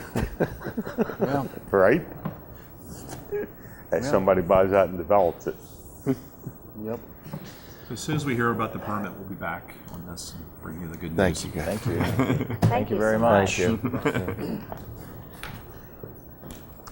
All right, well, we're a little ahead of schedule here. Signs are going Sure to no zing, one's zing. complaining about that. We, Gee, where would that be? I hope everyone had time to further review the goals and priorities that we introduced last week, or the week before, I guess. What I asked staff to do was to add these short and sweet core values to the vision and mission statements that just sort of, in a very succinct way, put forth what our core values are. This is just general strategic planning stuff. But did anyone have any feedback on that? Then staff did go back and incorporated some of the comments and feedback that we got the last time we looked at this. And I don't know if we want to just address what changes have been made and then go from there. Sure thing. So in the economic development category, we changed some of the wording to participate with the county and private sector on the extension of professional court, and also to partner with Washington County and the Board of Education on the Education Hub. And we also added the Meritus properties at the request of Councilmember Brubaker from last time. I think that was the extent of the inclusions in economic development. Well, I think that you toned the wording down so that it's not implying that we're necessarily going to participate in the structure, but we'll set as a goal trying to partner and collaborate rather than. Correct. That's what I saw in the wording. Yes. Yeah. And I hope that That seemed fine to me. that is effective in not giving that connotation then. With the public facilities and infrastructure, we categorized more of the East End options that you all discussed. So the Melt property, Municipal Stadium, the grandstand area. We also added increasing access to waterways for recreational opportunities and economic development opportunities. We reworked the Greens at Hamilton Run to talk about enhancing the benefit to the community as well as improving the long-term financial feasibility. You've done good. Thank you. And I believe that was the extent of the revisions that we made. Sounds good to me, Mayor. Good job. And again, I want to just make sure everybody is aware that on December 11th at 7 o'clock at the library, we'll have a public meeting to go over these goals and priorities with the public, since for some reason people like to come to the library to meetings, but they don't show up to our meetings here every Tuesday. So it's just a different format to try to engage the public. And you know, obviously we are interested in hearing what people have to say about the goals and priorities that this council sets forth. But I do think, since we'll be hiring a new city administrator next year, as well as implementing the city center plan, it's good for us to have gone through this process and to explicitly identify what our goals and priorities will be over the next couple of years. So Thanks. I do appreciate this effort. Good job. Any feedback on what remains with the goals and priorities? All right. Hopefully we'll see you at the library, or you know, call or email or otherwise get in touch. Thank you very much.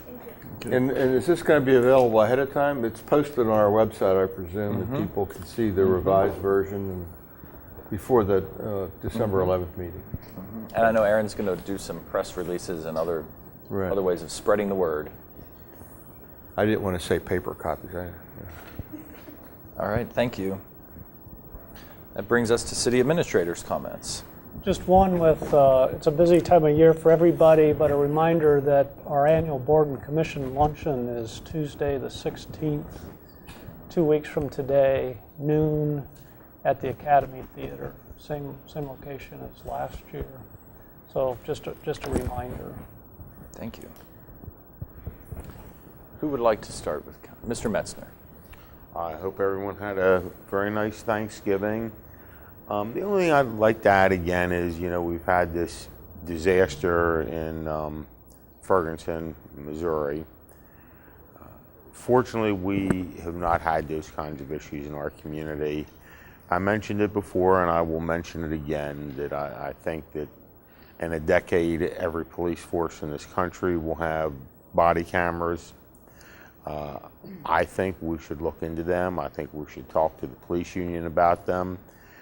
And I say that not to protect citizens or police officers as much as I say it, and ultimately, as one who's intimately involved with the criminal justice system, I think those body cameras would pay for themselves 5 times over very rapidly, and the amount of trials that would not occur in our community because they would not be necessary.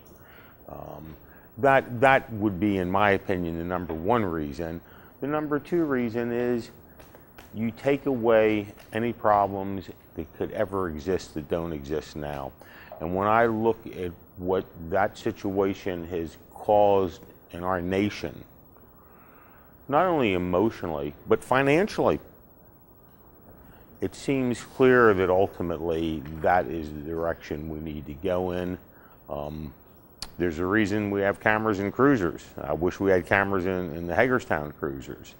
We see every day on the news the results of what happens when you have dash cams. And we also saw the result of this tragic situation with a 12-year-old being shot and killed that did not create any havoc in our nation because there were body cameras and everybody was able to see what happened. It protects our police officers. That's who it protects. And I strongly urge that, again, it's a long-term thing, and I know that Maryland and the federal government is both looking into them. I think we need to look into them, and I think we need to partner with our police officers. There are significant issues they have as far as privacy that need to be addressed on their behalf, because that's what I see this mainly to do. That's all. Thanks. Because you have mentioned that before, Councilmember, I talked with the chief. He's done some initial research. I'll have to check back with him Sure. and see. And I understand this is not a We were short term. thinking we'd come back Yes. to Mayor and Council with some thoughts on that. And certainly it could be one of those things that we ask our federal partners for grants. Grants, We get a lot of absolutely. grants for Like cops and- like to be up there like we are in the stormwater management thing with Right, getting exactly. some grant money. Thank you. Yes. We've had grants for things like that. Yeah. Ms. Nye. All right, I'm going to start from the bottom and work up. Be patient, guys. Pop-up shops, I'm hoping that they did well. Kristen, do you know? Were you there? Was business good? Almost as well the second weekend as the Yeah. first. Did they? That's good. The feedback we got was good on the second weekend. That's too. good. I know that Gordon's Grocery actually closed, I think, on Saturday where they were at to participate downtown because they did so well the weekend before. So that was a real plus with that. Also, I had inquired, and I know that there was an email that came out, and it had to do with the clocks on the square. And the thing with me is that you still want to make a place, even though there may not be much business, but to still make it look as though there is something going on. And that would be the Carson's clock that is now, I'm being told, well, until we find someone that can actually look at it. And I really would love to see someone pursue it. I also would like to find out as far as the clock tower, knowing that that is in fact owned by Daltridge, correct? Does he have the clock tower? Talking about on the square. Yeah, on the square, okay. Because I know that that's not operational either. And then I find out that our clock, two sides of it, Right. if somebody could just do some research as to who we can get, it's disheartening. Probably some people in Switzerland. Watching Washington News today. Oh, don't give me a The grief. Weather Channel. Okay. And they were in Front Royal, Virginia.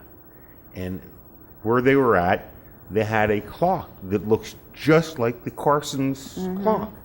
And you know what? It wasn't working. It wasn't working. But that's not a positive, Lou. No, I mean, I mean, just to, and look, only folks, community we're not laughing working. because this is a positive, but, it looks like you know, it's a problem. I mean, we're not but, the only ones but who to seem find have that someone who is capable, I mean, I went through this with the monument that stands over at the fairgrounds, and who can come in to repair and who can do, but no one takes that Apparently, extra step. The issue with our clocks here at City Hall is it's using all original Yes, but it's what, two sides of it? It's not. pieces, and it's never been had to Correct. been fixed before. Right, So but the this thing a new is thing. that still there has to be someone, somewhere, okay?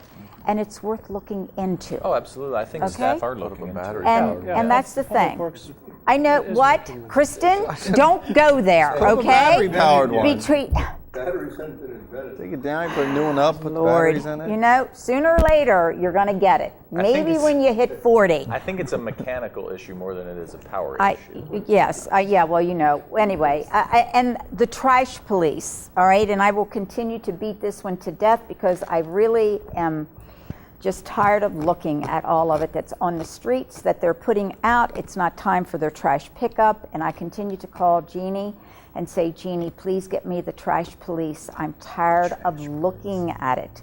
Again, we have all of this that's on the books, and we continue to just let it drift by us. And it is very, very upsetting. And I'm constantly in the downtown area, and that's 5 days a week when I'm taking a granddaughter to school. And not that it's not around us everywhere else, but this is specific. Again, we are looking at what we are supposed to be redoing, and it is disheartening. Also, the old sheet store on Potomac, I see that now they have taken down the part where the gas was. And Starting to dig out the tanks. correct. A neighbor who lives on Fairground, and I did not know it, and I did bring this forward to other people at City Hall, that was actually where the first hospital stood, was right there. And I think that we really have to be on top of and continue to stay on top of Sheets to see what's going on there. It is happening. I've been working with staff to try to arrange a meeting with them to talk about the reuse of that property. Okay, you know, rather than things to go silent, it has to be looked at. And Definitely I think staying on top of that. Two, there should be one of the, it's not a monument, whatever it is, Plaques? okay? Historic placard? Yeah, right, that needs to be put in that location. I think that there has to be an emphasis as to, okay, this is what this town was part of too, okay? MDE. These were things that I had forgotten at the last one. MDE, when it came to the Schuster concrete place out on Nolan, the vicinity there, of course contacted us to let us know that, oh gee, you know what, the people out there had actually sent petition asking, could we please have another hearing? Well, forget that, that didn't happen. And MDE then responded that, oh, we will continue to stay on the air pollution part of this. As Kristen, I don't know if you pointed out at a council meeting or not, but I know that there was one family that said, you know what, we've had enough, we're just moving. We cannot continue to have homeowners move out of this city because of neglect at either state end, federal end, or our end. It's really becoming now that it's starting to close in. And what are we really going to be looking at? Also, I'd like to know, who is it that has the bench that between the parking garage and the church that is right here on Potomac? I did take notice too that there were some individuals that were sitting on that bench. It's right back in the little cubby hole there. Where the bike rack is. Yeah, okay, I guess bike rack. I didn't notice the bike rack, okay? But I saw this bench and I thought, okay, this is out of the way, and I'd like to know, is it ours? It is ours? Okay, because I think that that's something too that needs to be looked at. Let me see, that was that. Eastern Boulevard, from what I'm now understanding, is that the Sheets on Eastern is now being impacted with some of the ones that were impacting the Sheets that was on Potomac. And I know that there are older people that do go there, and especially on Sundays, that they'll turn around and go back now because of what we have that's drifting over from the north end of town that created the problem at the Sheets on Potomac. And I had passed that along as well to the chief. Whether or not Sheets is on top of it, I have no idea. I continue to hear, and that's why I'm passing it on. The dual highway is not a plus either. So, you know, I think that Sheets in its own needs to really look at what we have in our city, and maybe they need to then expand out to what they may have in others. It's a profit making for them, but it can also be something that's going to hit us very hard and negatively here. The article that was in the newspaper, I have some employees that have been concerned, and it would be the city of Hagerstown is looking for volunteers. My question is that when it does list talents and extra time, is that several departments need help with filing, data input, grounds maintenance, inventory management. I would like to know specifically where these departments are located, and that it is not affecting what we already have that we have employed here. I don't know what that article it's you're talking about. I'm just telling you, it's in the newspaper, so I'd like to know. That's the question that would go to Bruce. And we have a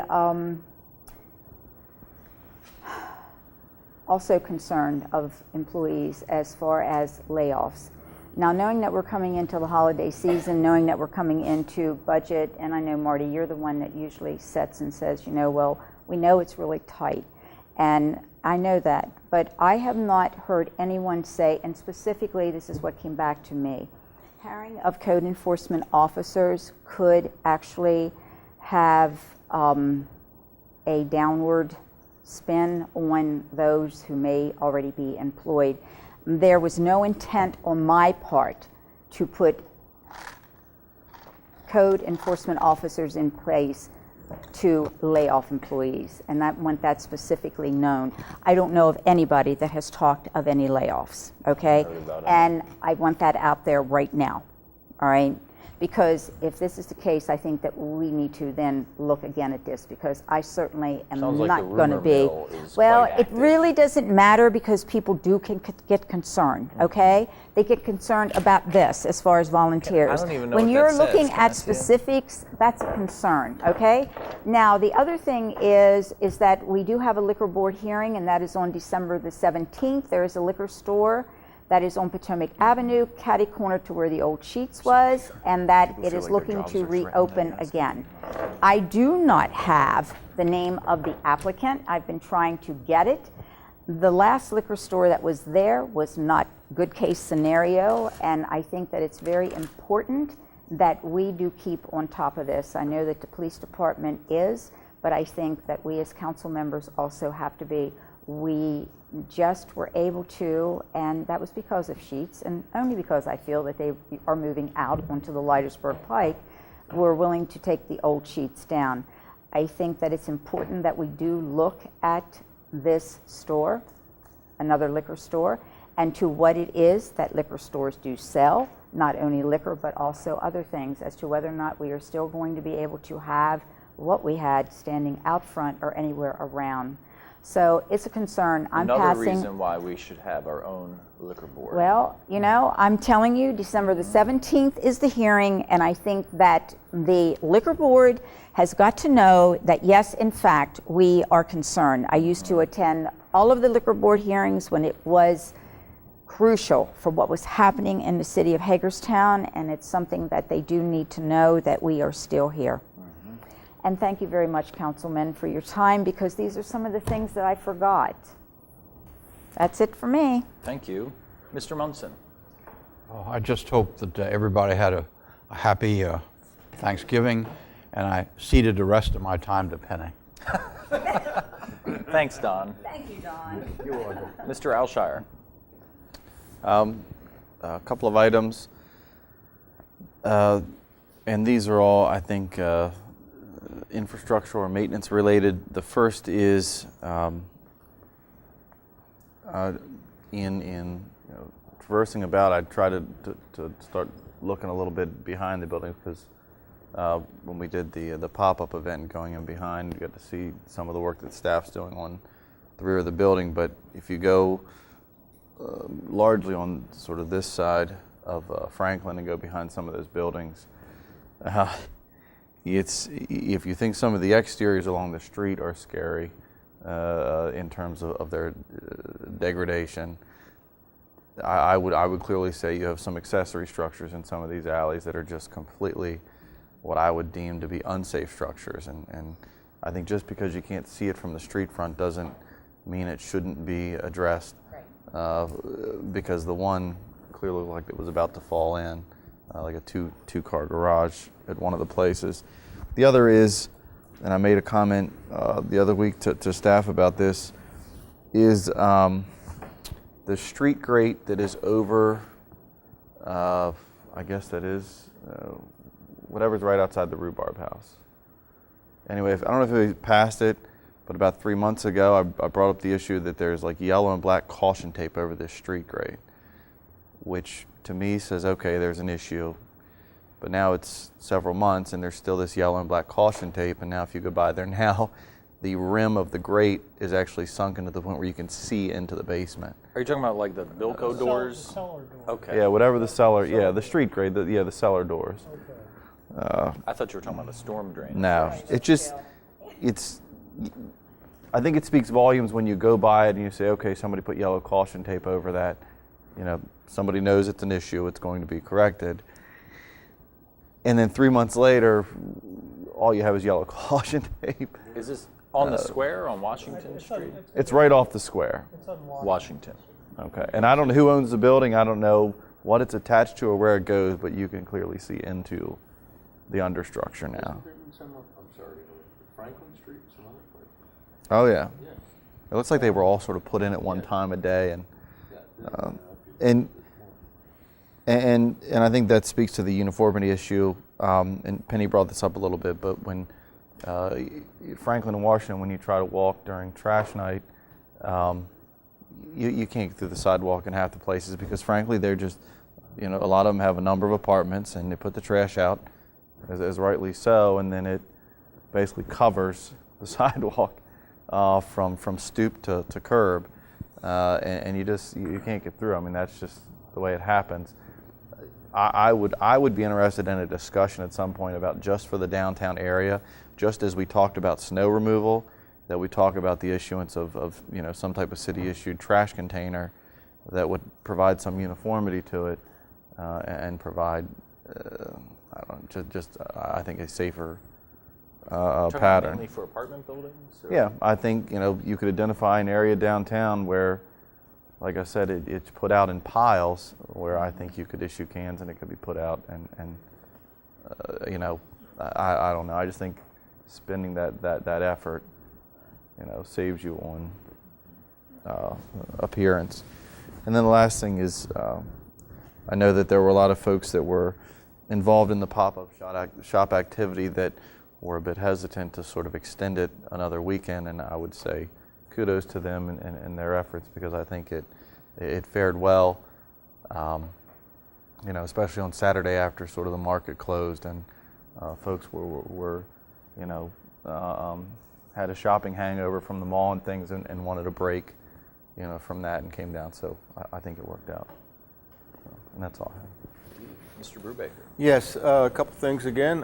County Commissioner swearing in this morning, along with Council Member Nye and the Mayor, and listened to the Commissioner's statements when they were sworn in, and found them very interesting and productive. And I wish them all good luck, whether they're new, returning, or restored. I wish them all good luck, and I hope we can find ways to cooperate on efforts to improve our mutual Hagerstown and Washington County community. I really hope we can find that. So we'll have to work at it, all of us.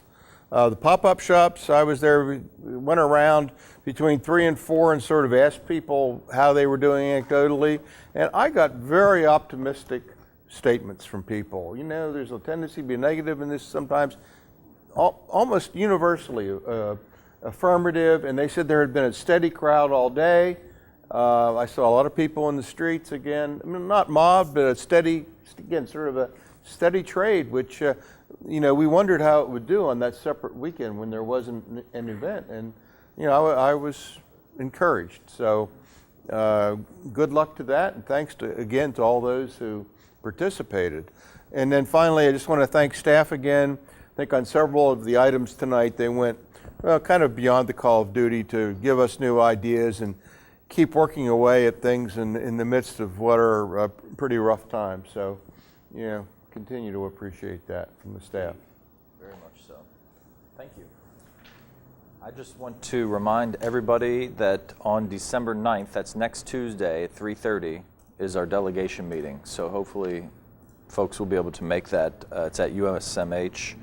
And also, just another reminder about the public meeting on December 11th for our goals and priorities, to try to publicize that as much as possible. I did attend the county commissioner swearing in today. It was a very nice ceremony.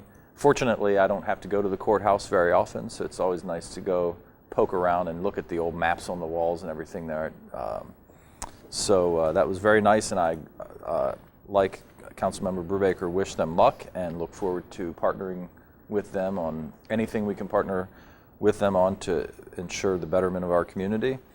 And also want to remind folks that our tree lighting at City Park is this Friday at 7 p.m. I will extend the offer to Councilmember Alshire to buy him a crab cake either before or after at Chick's, since he has never been to Chick's Seafood. So, you know, I'm willing to do that. We'll be right there, right across the circle. It's easy to pop in Chick's and get a crab cake or something. And also, so that's 7 o'clock this Friday at City Park. I was going to say, he's bringing the whole family. Okay. Okay? All right. He comes for hot chocolate and cookies first. Okay.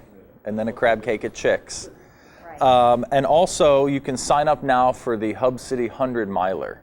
I think you can go online to the Parks and Rec page, but I think we just nailed down a date for the kickoff just after the new year. Hopefully it won't be as cold and windy as last year for the kickoff, but we'll be prepared either way to get that thing kicked off. That's all I have for this evening. So with that, we'll be adjourned. Thanks.